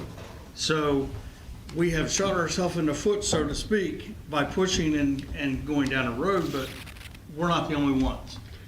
Yeah, But it's to me, every municipality. to me, if we had more staff, we could do more things and not have that big contractor price, and things would look a little bit different. Because our wages ain't the best. Our linemen don't get paid what they should, wastewater water treatment plant don't get paid what they should, sewer collection and that. We've done a rate study and every one of them's underpaid. But they're also, on the other side, overworked. And to Gavin's point, if they don't feel appreciated, then they start looking. And now, are we gonna be able to compete with the contractors that are paying the linemen $20 more an hour than us? Absolutely not. But if they would have felt appreciated and been given a little bit more, they may have not been looking in the first place. We're losing a great guy to Westerville this week, and it's 20 minutes from his house, and he's got to do it. I've got to encourage him to do it because he's driving an hour and 5 minutes to work, and it's not a good shift, but he's willing to take that. Plus, there's room for movement. So I hate to lose him. I really do, but we will survive and we'll keep going. But what's going to happen is now we got to retrain. Streets, for example, if you need a CDL, it's now costing the municipalities $4,500 to get a CDL because it's classroom trained. And we can't in-house train them. So, Can I throw something on the table just so you can put it on the way back burner? It's super unpopular, but it's a Way to tee huge it up. savings. Way to tee it up. That is, give sidewalks back to the property owners, because if you did that, the savings would be huge. Either that or put it up for a levy, because then you can hear from people whether they want the municipality to spend that kind of money and they're willing to pass a levy for it, or no, we're not willing to spend that money, because right now sidewalks they're front page news, and it's a massive amount of time that's being spent in planning and zoning. I thought we already did that in terms Nope. of. So I'm willing to take responsibility for my new shiny sidewalks. I mean, they've been repaired, and then after they Well, did it repair. hasn't been on the docket since you've been on council, so the last time it was on the docket, I mean, I was outvoted on, where sidewalks should go. So, so that's been brought up. So I want to, and I really appreciate this, I think, hopefully you're hearing that council is open to looking at how we can either staff up or whatever we need to do. And this is exactly what I wanted out of this discussion. But I want to talk about one more thing before we move into next steps, because we're not gonna. I've got two more. I can't let them Okay. out. I've got to go on water and sewer. Okay. I can't be That's cut fine. short yet. Yes. Sorry. And that's good. I do want you to also include targeted infill opportunities, but go ahead. What do you want to see? Water. Do we have it in here? No. We don't have These are I'll get enterprise. those to you. Okay. So on water, again, changing broken valves, we do them in-house now. This is literally 3 valves, and we've got 20 that are broke right now. So we can't even do the You said full. 2020? Yes, we have 20 that's broke, but we're only budgeting to be able to repair 3 of them next year. Because we don't have the funds, nor do we have the staff and the time to do it. Hydrant replacement, that is for 5 new hydrants. We actually have 3 that we're keeping on the mend right now. And what we're doing is we're stripping parts of the old ones and making repairs to the ones that we can. 2-inch replacement on the mains. I have taken it out because we actually are spending some money, and I wanted to push that down once we get past. We got that grant. It's $1.2 million. It goes out for bid. We have a pre-bid meeting on the 8th. It goes out we get the quotes back on the 15th for the grant that we got for $1.2 million. What I want to draw your attention, which is absolutely a must, it's got to happen, is King Street line extension. Needs to be extended. We've submitted it to the Ohio EPA for the print. To take an 8-inch, they stopped in front of like the glass farm. We want to take it all the way to Fairfield because there's a bottleneck. And so literally, if you have a fire on Ridgecrest, if you open the fire hydrant up on Ridgecrest, it's not even going to hit the curb. That's how bad the water pressure is there. So we want to continue that, make it a loop, make it a lot better. My staff put a great amount of effort in locating everything, so the engineering was very minimal. That actually is going out for bid the week after the 15th, because we're hoping to be able to get the 15th price and then throw that next bid out there, so maybe the contractor that got the bid will sharpen his numbers, because we could tailor this right into that same project. Hopefully, now we've already committed $150,000. Hopefully the grant for the OPWC, the water meters, is looking very favorable on our side. It's going to the state. The state will approve it in December. Hopefully we're going to be in the top. I'm pretty confident. So hopefully by June, we'll know if we get the almost $900,000. Well, actually, it's $780-something for water meters to be able to replace all the water meters in town to a AMI system. But we need to make sure that that 150 is there to be able to match it when they say our grant is there. We have a well that needs to be engineered. Well number 2 is on amend. We need to get the engineering done, submit it to the EPA. Then once it's approved, then you have within, I think it's 18 months to get that in the ground. So we have 2 of them that are bad, well 2 and well 3. So we have strategically placed well 3 engineering in 23 to drill it, and 25 and do the engineering for well 3, and then 25 and drill it, and 28. And then the other is just transfer pump and little things like that. So let's go to sewer, because that's where I told Kevin I'd pin that. Here's your infill, the data, and I wish I had that map that, does he have that, does he have the map? I've got it, actually. Sewer lines, Kevin. So what I did is I'll just slip down to slip line, the CIPP. So if we take an average, we've literally done 1/5 of the village on camera and all that, and slip lining. So if we take on the average what we've done, and we take the numbers and we spend it out over the next 10 years, we won't even get the village done. So you gotta go out to 12 years, but for the sake of the arguments, I went out 10, you're at $6,734,084.39.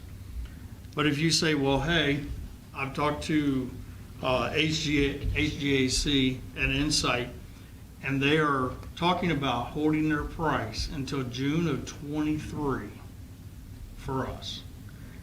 If we was to say we want to do everything now, that cost would be, Josue, that's my note right there. There's a note on the, I just,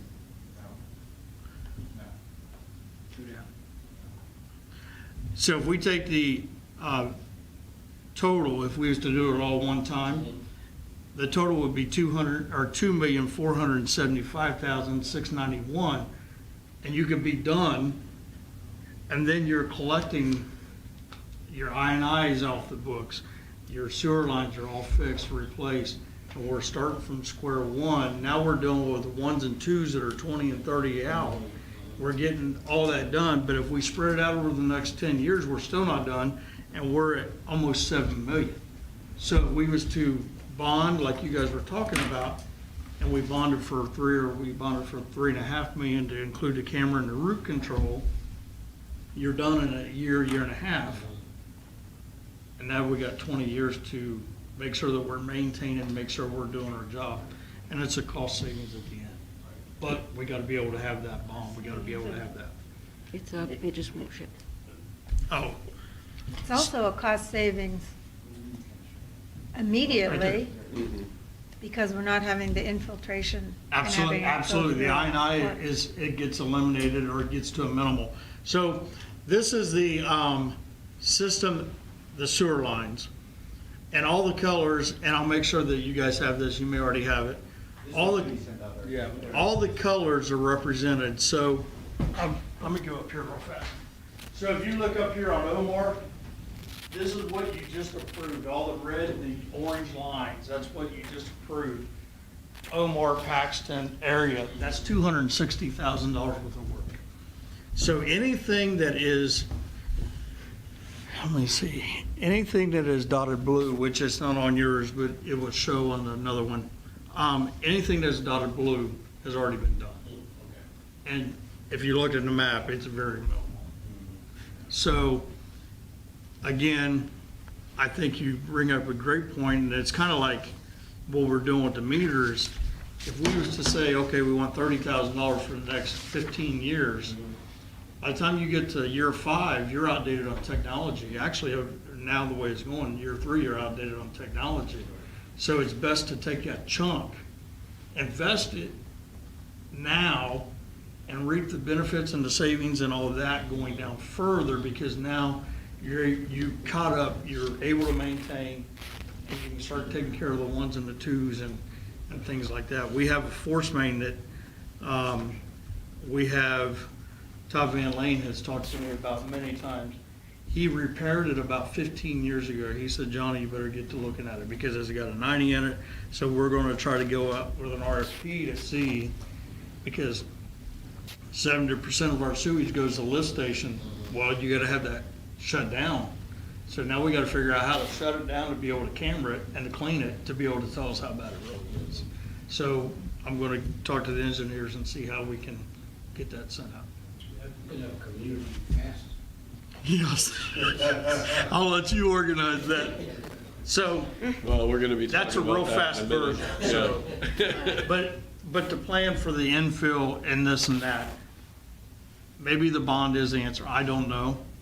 But if we did have a large chunk, or if we did have a set plan that we needed to get done, completed by, then we need to do it sooner than later before everything starts getting put. So I think related to that, and we don't need to get like deep in targeted infill, but what I think would be great for the next meeting is understanding, I know you've talked about the challenges for infill broadly, but I'd like to think about like areas in the village where, again, we can target, where we would, either do affordable housing, apartments, pocket neighborhoods or whatever, and get a better idea. Because my understanding is there are places where it's not going to be so difficult. And so the better we understand that, and I agree, I mean, more and more, I think I'm going to be advocating for whether it's a bond or whether it's, the reciprocal thing or whatever. Or both. Or Or both. And so that would be really helpful for us. So I know, for example, Duncan Park area, seems like would be like ideal. Quarry Street, I hope, is another contender, but it would be helpful for us to know, like, not just the problems across the village, but where we could target some of that, because we've got to work on housing, period. So I think however you can inform that, Johnny, is going to be helpful to us. And we don't need those answers tonight, but yeah. No, but what I was going to say is, Brian, so for that $1.2 million grant that we got, we did a lot of the pre-work. Four guys, and actually five people, because Rose was there. They worked for 2.5 months, 8 hours a day, just trying to figure out they potholed many holes in the streets. And a lot of the information that we got is because they did that. So to be able to just give you an answer next week or the week after is not going to be that easy, because when we come in, the new staff come in, there wasn't no GIS system. There wasn't no updated mapping. So what we're finding out is by potholing, and there was a lot of great things done, believe me. We have potholed a lot of things and be like, man, it'd be great if there was a T here to be able to go down Davis Street. Well, you pothole, and guess what? Somebody else thought the same thing, and they actually put an electric blanket down in a hole to signify, but it's not on any paperwork anymore. We just got lucky and found it. So how about, let's look at it like this. Let's think about the top 3 places where we could do some housing. And I know you've done some of that work, and I want to factor that into this budget, to be honest. And if that can happen for November 2nd, great. If we have to wait until our, meetings in December. But yeah, I think, beyond, I love like what we've talked about with infrastructure tonight. This is exactly what I wanted this meeting to be about. But that's what I'd like to see as soon as possible. Because I think it's a priority for council and the village, so, yeah. Could we make it December, because I'm actually on vacation starting I tonight. I want you to take that vacation for sure. Yeah, I don't want it to be like me being here. Come back rested and ready to generate reports. Brian, building on that, I had reached out to Aaron Sorrell about what would look like to do some more detail level planning around these housing concepts. So I will continue then to do that, and I can bring back a figure of what we're talking about. What would be properties that the village might have access to. Yeah, I think that would be amazing. So, okay. Johnny, anything else you want to talk about tonight? Okay, so I actually feel like we have talked about high-level strategy. So I want to skip to council budget, and initially I just want to propose something that maybe is transformative, I don't know. But, I started to, itemize like where everyone was at with their commission budgets. I tried to think about like events and whatever. So starting with events, I'm going to throw out there that I think next year we should look at just in-kind, period. So no cash for any event. And again, like, I'm thinking about this in terms of things that we need to get done. So I don't know. So like, if there's consensus around that, that makes the event piece easy. And then the second thing is, so Josue, remind me, like, what's your target in when you like cut budgets like by departments? Is it 30%? Like, I know you've thrown out a number before. 30%? No, I Normally it's 70 for public works and 10 for everybody else. That's Grim Reaper kind of thing. I start with Johnny's budget. That's- Yeah, there you go. Starts Yes, in the I know it's always enterprises. Johnny's budget. Yes. So, All right, so There's you truth to that. This right here, this. all right, yeah, delete that. Whatever I just said. This is the sheet from our tax budget. So when I look at what I submitted to you back in July I was shooting for this figure right here, the 3.7 million. That's 3,699,000. That gives me a balanced budget. If you see there, that keeps our cash reserves in the general fund at the same level. That's what a balanced budget will look like. Back in July, that's not what it is looking like now. That number did not factor in all the cost of living adjustments and all that. So what I, just looking at the amount, anything above this 3.7 million starts eating at the reserves. And so what is a tolerable amount to dip into a reserves is what we try to resolve between now and December 31st when the year ends. What's going to be an acceptable amount? And the rest of that question, I think, in my opinion, ought to be, how are you replacing that reserve? If you dip, if you want to keep this level, but you dip into it, Right. what's your plan to replace that? Right, and I think that there's multiple aspects to that question. One is, is the deficit spending due to an ongoing operational expense? Then, if it is, then you have to figure out how you're gonna either curtail that activity or how you're gonna increase revenues to make up that difference. I'll tell you right now, the reciprocal tax credit adjustment, I think it's something that we need. It brings in an additional $200,000+ in revenue. It's a fair, equitable process to do that. So to your question, on one side of the spreadsheet is, let's adjust the revenues where we know we can. There are a couple revenue opportunities that we have. One is in the reciprocal tax is going to be the largest number of increase in revenues. There are other things like fines, permits, things like that we need to look at. We need to look at planning and zoning fees. We did good on adjusting all of our TAP fees. We need to then look at the planning and zoning fees. Obviously, construction hasn't slowed down in the village since we've had our building department. Denise yesterday had a wait line. Like, she had people, like, was it yesterday, Denise? Yeah, it was like 3 or 4 deep. Yeah. The window. Yeah, Little Village got 4 people waiting in Did line. Logan come in? Yeah.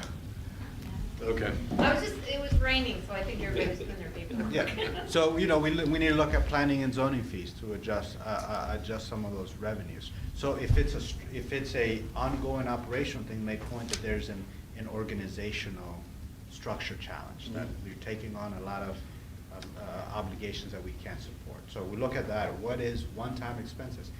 There are one-time expenses in our budgets that we need to budget for them. For example, Johnny brought up the $150,000 matching fund that we're going to need for the water meters.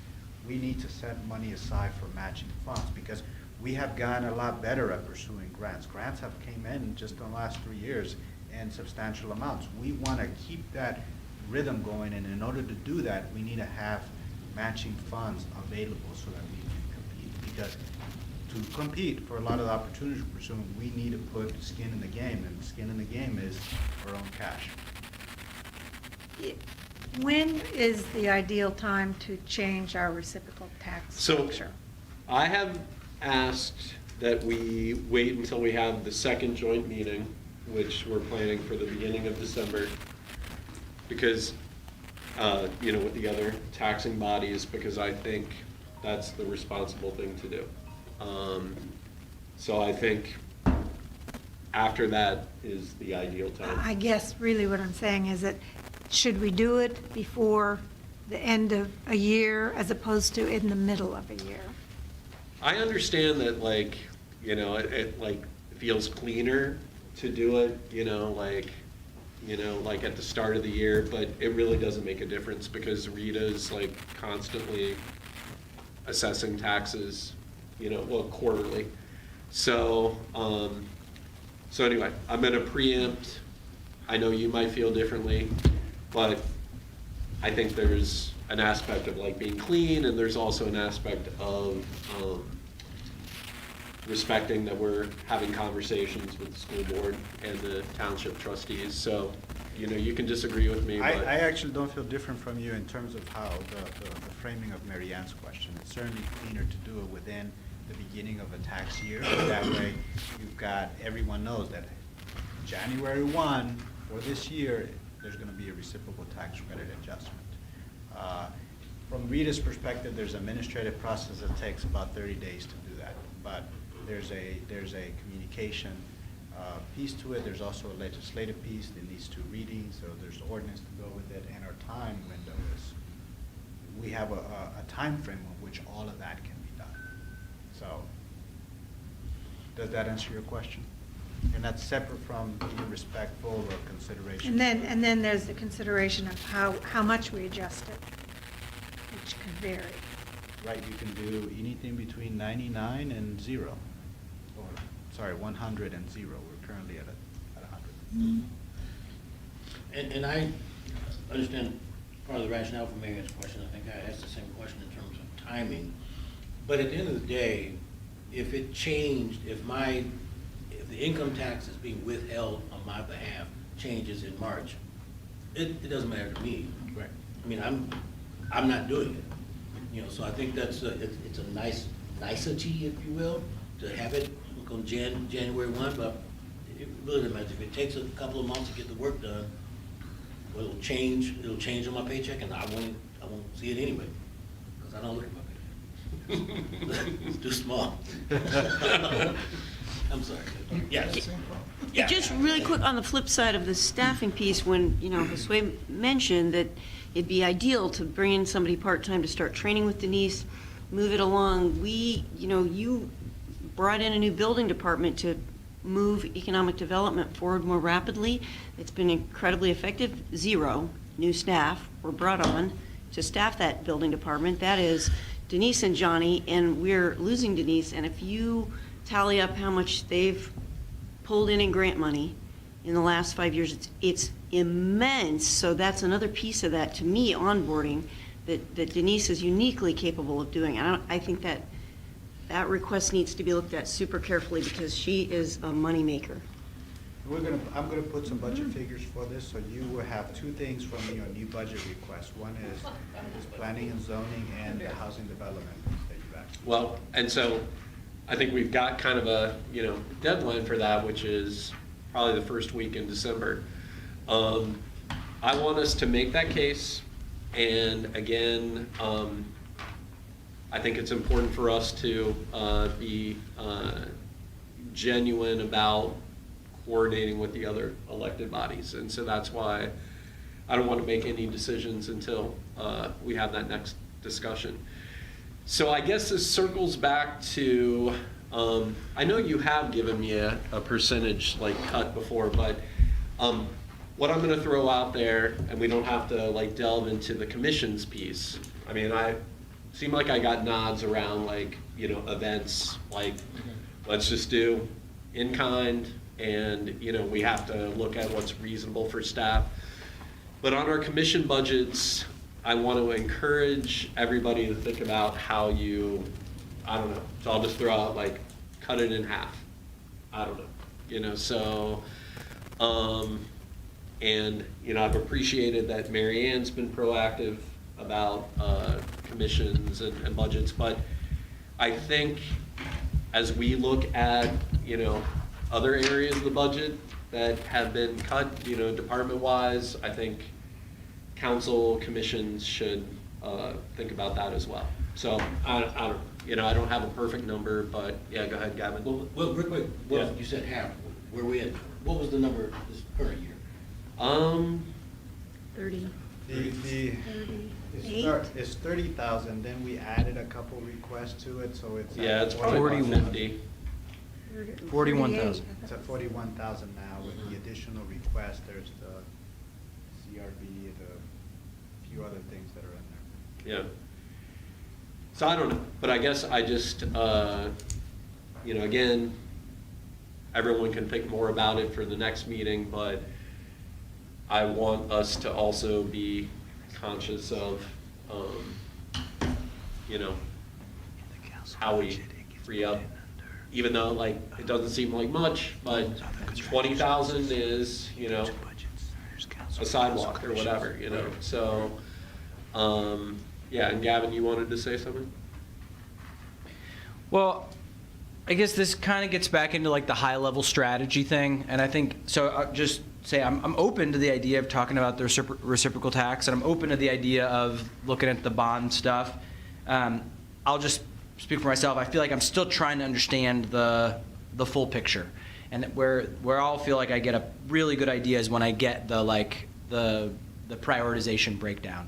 Because just to take as an example, council commissions is $38,000 of 5.6 million.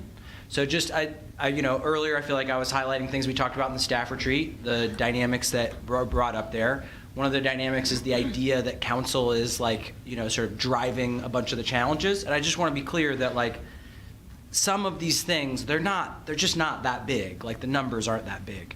So it might make sense for us to get rid of that. If we're and to me the line is that if we go down the RDNs for all the departments, if we're still asking staff to do more jobs than they have time for, and then we're over budget, then I think it's completely reasonable that we should be thinking about cutting some of these things. I'll just say for me, we're still in the scope is too large. I want to narrow it down before I think, yeah, that's the 38 I want to cut in half. Or that, the events is seemingly then, some component of 81,000. So I don't know how much is Budget, yeah. from the council budget. So do you have any idea roughly how much? In that council budget, that 81, it includes the 30,000 that was given to Home Inc.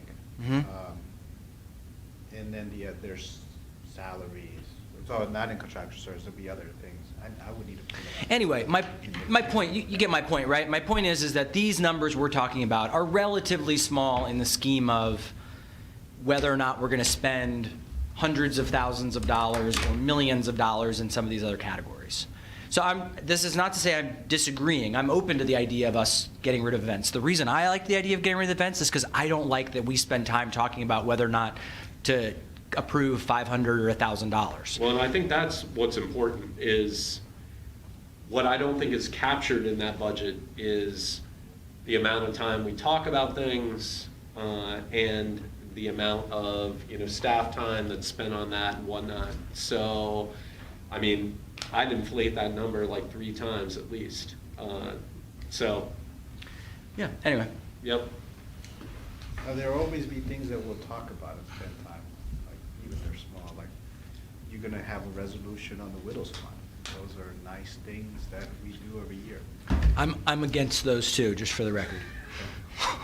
Well, Not against the Widows Fund. I'm against doing. It's I don't know. all of the things. We're that, going to read that resolution every year, so whether you like it or not. Okay.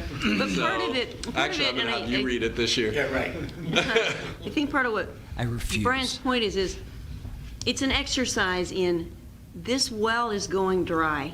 Find some other wells. If you always come to this well to get the funding for all of these different kinds of events in town, start looking for other places because we're starting to go dry over here. And that, I mean, Lisa Krieger constantly brought that up. Don't just come to us first. And I think if the message gets out, we're getting this stuff reduced, then, you know, people do start expanding their asks and realizing we've got to look other places as well. And it's not that it's the door slamming shut, it's a message that's going out. You know, I think I may be backtracking, but I think the bond discussion is real. I think the example that Johnny gave, that was sewer, right? You know, 2 million today versus 7 million tomorrow.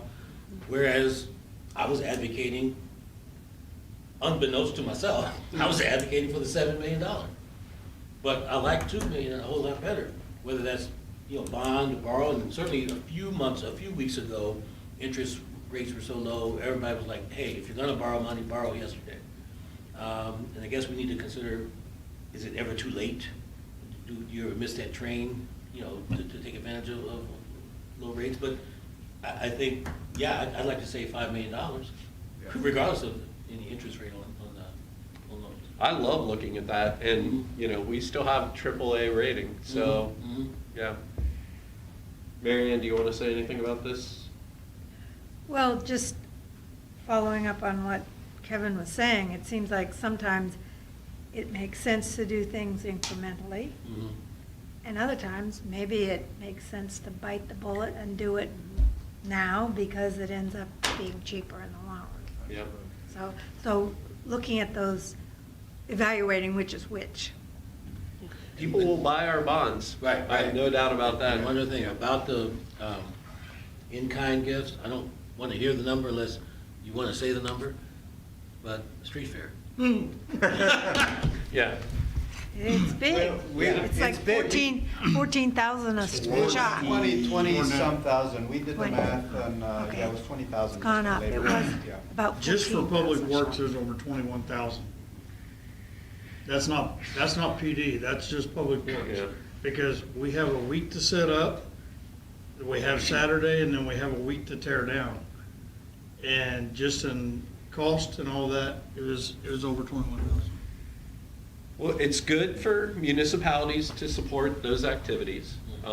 It's part of, you know, having a healthy, thriving community. But yeah, I mean, we do a lot in con. And so, I mean, I just think that's easy. Just, you know, like we... And I think to Gavin's point, excuse me, I'm recording myself, I didn't mean to do that. Just out of an abundance of caution. Yeah, Siri or whoever's running this business. Gavin touched on, I think, Johnny mentioned it, Gavin touched on it, staff being appreciated. And, you know, for you all to spend $20,000 worth of labor and then we still go write a check for $1, there's a message there. And I think it goes a long way for us to appreciate staff by acknowledging. And a lot of companies don't do this, and I know, I'm glad you all are able to do that, to acknowledge what it really costs, you know, to staff hours and opportunity costs and things that really matter at the end of the day, how you feel when you go home at night. I think it's a good move in the right direction. Yep. Really quickly, Carmen, yeah. I wanted to speak with that, and Gavin, I was thinking about that. So we're talking about staff versus need, right? What would amount to $20,000 of staff? You do with 4 people, you know, give or take, just public works. That's just public works. Right, and so Street I know that this is, you know, this is a case. How many volunteers did you have from Chamber of Commerce? I can't answer that, because I. Do you know? No? I Okay. There was don't know. supposed to be a lot, and a lot signed up, but Sure, okay, because they didn't Okay. show up. And let me reiterate, the number that I just gave you was not including Paige's, no, it did not include Paige's time, Right. my time, or Josue's time okay. for that event. I was here from 4 o'clock in the morning until 9 o'clock at night. Right, so the only thing that I've heard a lot in this meeting, and the thing that's sticking out the most to me that is like a neon light in my mind is staff issues for public works. Yep. Do you want to say anything else about council budget?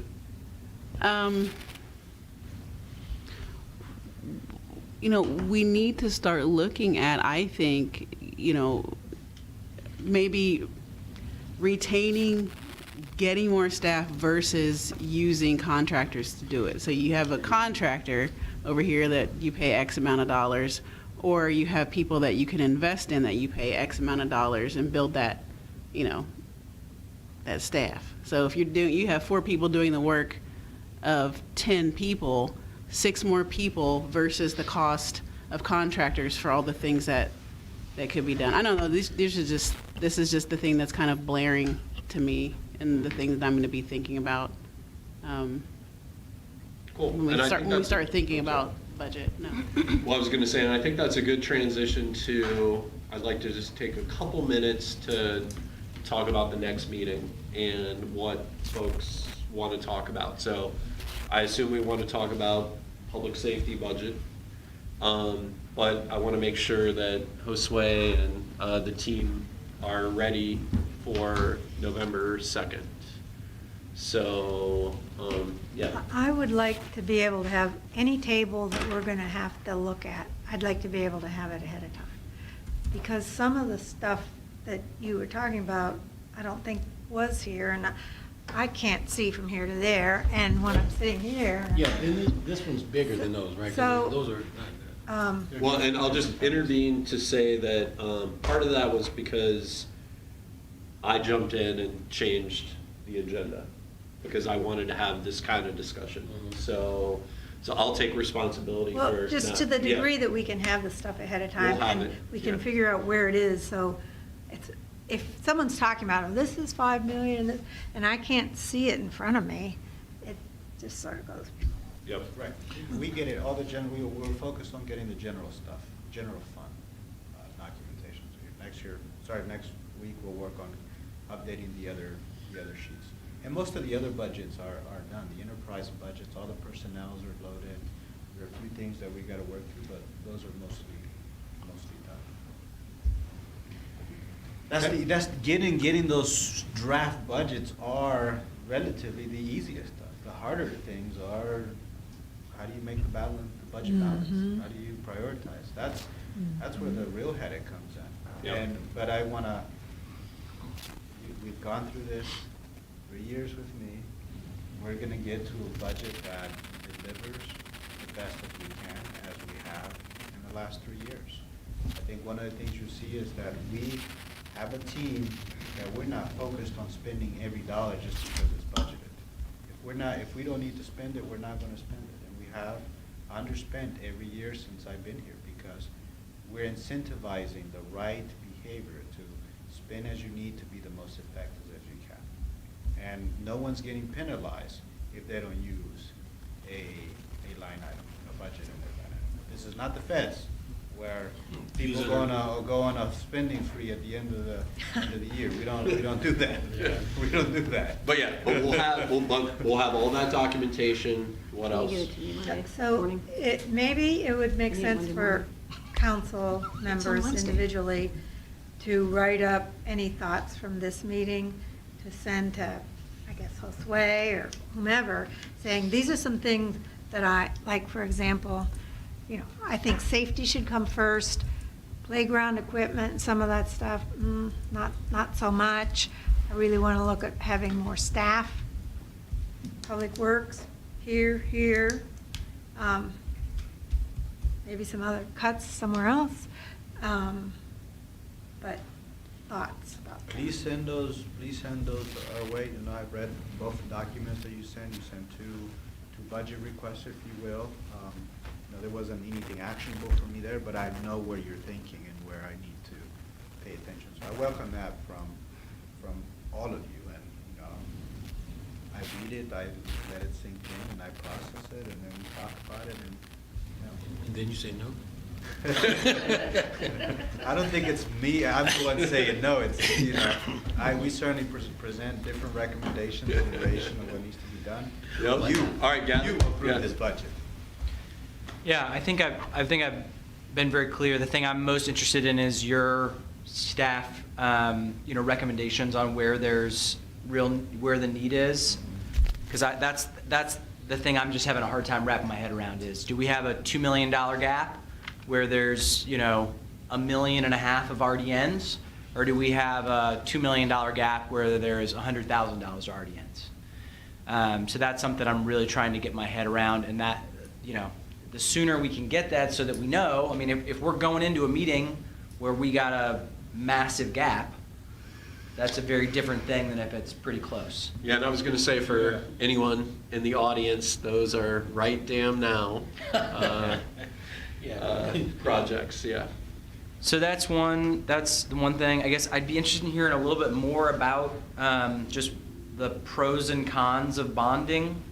You know, what the potential revenues are, you know, what the impacts are. Like, we've talked about it as like as an option, and I guess I don't have an understanding of like what's the scope, what's the potential. So if there's just even some generic information to just help us wrap our heads around that, I think that would be great. To more on that, you know, with bonds. Well, actually, I don't want to, I think we're going to wrap things up, so unless it's a really brief comment. I can certainly include material, but I think it's good to talk about how bonds are structured, because they got to be paid somehow. Yep. So Okay. I'll either put something in or get either bond counsel or someone else to jump in on a. Cool. Well, to that, were you not planning to hold a town hall on budget Yes, on the 9th. on November 9th, which could cover that topic? Yeah, I can cover that there. So we'll have a budget town hall, which is what I do as part of the budget process. I present the budget in a town hall format. There's been times I'm joined by Mayor Pam, and she'll ask questions, and, you know, we get out to the public. Right. So, And to get some feedback, yeah. Yeah. and then just to finish my list, just, you know, the staffing thing, I'm definitely interested in. I think, you know, these things like if we are not paying, you know, well in the region, it's like, you know, just looking at staffing overall. And then, God, what was my one other thing? It's going to come back to me. Well, we can come back. Yeah. Carmen? Okay. I'm Oh. pretty much echoing Gavin's sentiment. Sweet. Kevin? Oh, housing, sorry. So Yeah. I just want to echo that. Housing development, investment, and particularly investment in affordable housing, is something I'd like to see, you know, factored in. Okay. Yep. And if you go back to our, I think it was a work session, some work session we had, and you know, I spoke in very, very general terms, but I think I will stick to that. You know, I said infrastructure and housing.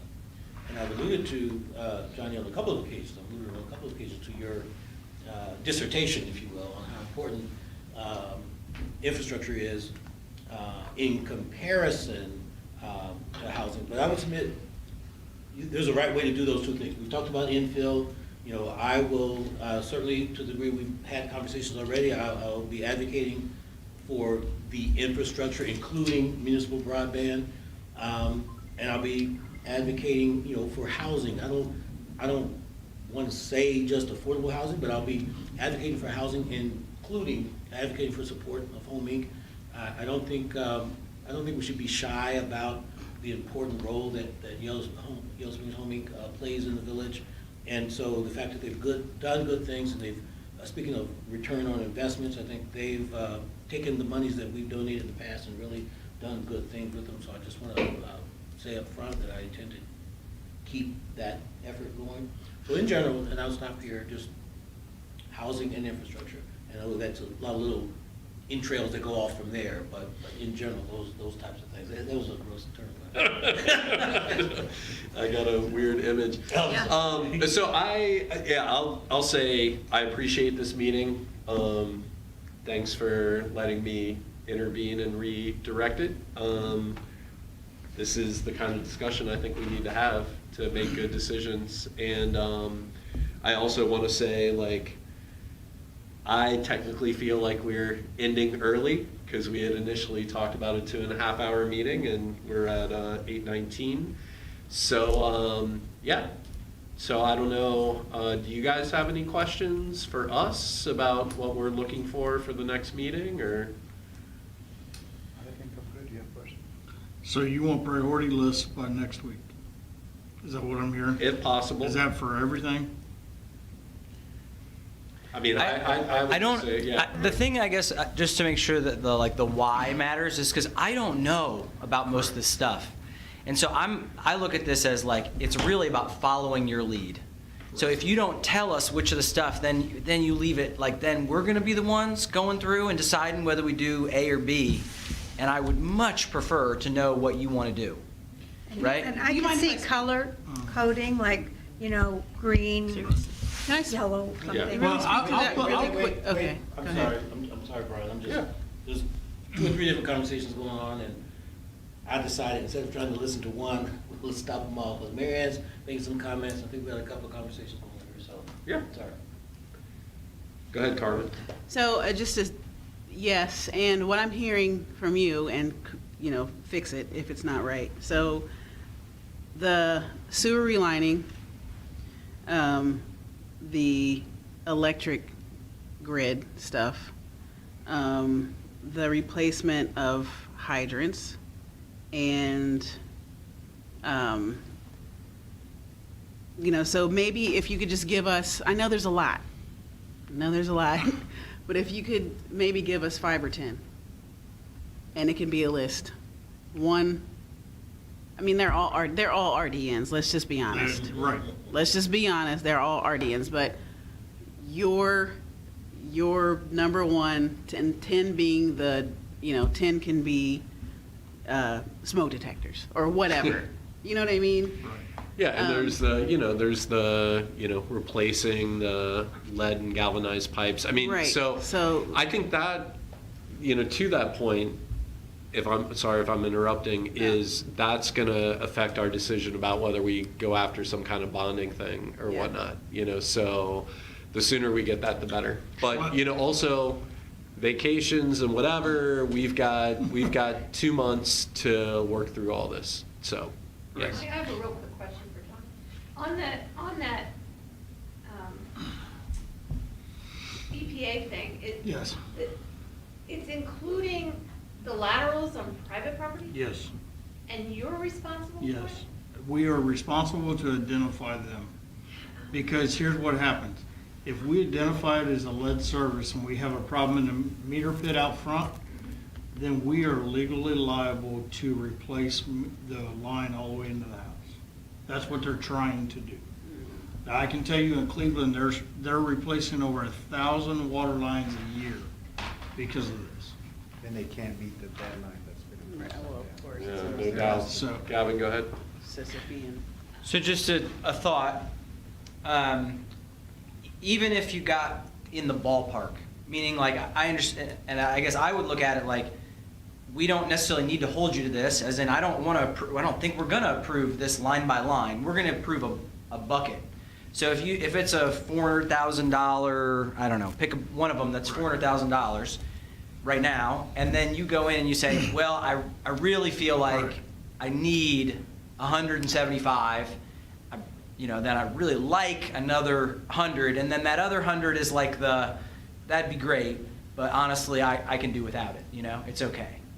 That's just that kind of even ballparking so that we can just figure out how far off are we, so that we can decide, do we need to go to the point of cutting out all events, cutting out all because I think we want to, do our part, and part of the reason we're doing this whole exercise is so that we're showing you that we're not, prioritizing our stuff over your stuff, but we got to have a little more of a context before we can make those determinations. So, If I understand correctly, you want us to present a budget, say, hey, here's our ask. We worked out our priorities, we figured out what's possible, what's not possible. This budget, Yes, and I always thought that by presenting, I always wanted to see a balanced budget. Yeah. But I just also wanted to see all the stuff that didn't make the cut, right? So what you've now given us is everybody who's in contention for getting into the tournament.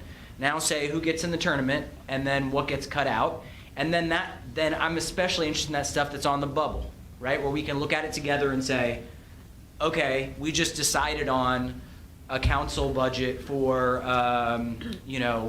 whatever, window repair. I'm trying to make it something that nobody's going to be mad about. But, a council budget for food for the meeting instead of a staff, a staff salary increase. And then we know, well, then maybe we're going to get rid of our events because we acknowledge that we should take care of our people before, and then ask our, all the people we do events with to, find a little bit of money somewhere else. Right? So anyway, I think the spirit of what was brought from the beginning. But I guess my point is ultimately we can't be the ones to make the decisions about how to get from 5 million to 2 million, 5, 6 to 2 less than that, right? And you wouldn't want us to do that. Is this even possible to do by November 2nd? Nope. I need that packet by the 31st, so I'm not seeing it happen. So we need to move this next meeting. As far as I'm concerned, you're not going to get this. So when do you want to have that next meeting? 'Cause it's not going to happen on the 2nd.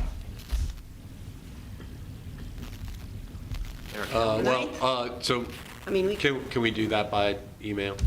it's quick for this way, but okay. I mean, I mean, You take if the- everybody's, if yeah, you take I the mean, town hall time and do a meeting that night, Right. that's the 9th, because you're not going to be able to do your town hall until you have this stuff done. So if you do November 9th, then you go like, I don't know, 5 to 8.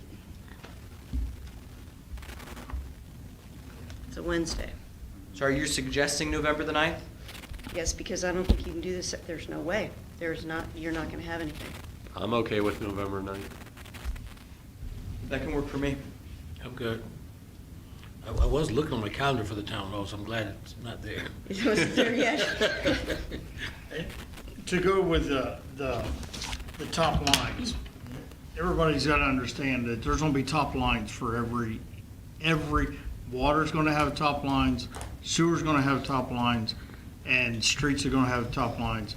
So, because streets, parks, and pool all come out of the general revenue. I'm good. That's the transfers. On the 9th. So that's the 2 million that we're over budgets and transfers right now. We've not even showed you the other stuff. So we will prioritize that stuff. I was under the impression you guys wanted to see it all prior to, because we could have cut it and nobody in here would know what we cut and it would just be a number again. No, and you were right. We did want to see it. I think this is super helpful for us. And we got to figure out now, how do we get into a budget that we can have revenue for? And then how much can we get, what do we do about bonds? So that we can decide how many of these things we can do. Yeah, I mean, this has definitely been the best budget discussion that I've been in. So, yeah. So I thank agree, you. and you probably heard me say it 2 or 3 times. We're getting better at this. Even if we just do one step better each year, starting early, us seeing this, and then going through perhaps some of the pain that you'll have to go through to get from where we are now to where we're going to end. It should be sort of a joint endeavor, not from a decision-making standpoint. We just stand by and cheer you on, as you're making those difficult decisions. So I like Mary Ann's idea. If anyone wants to, share, do that.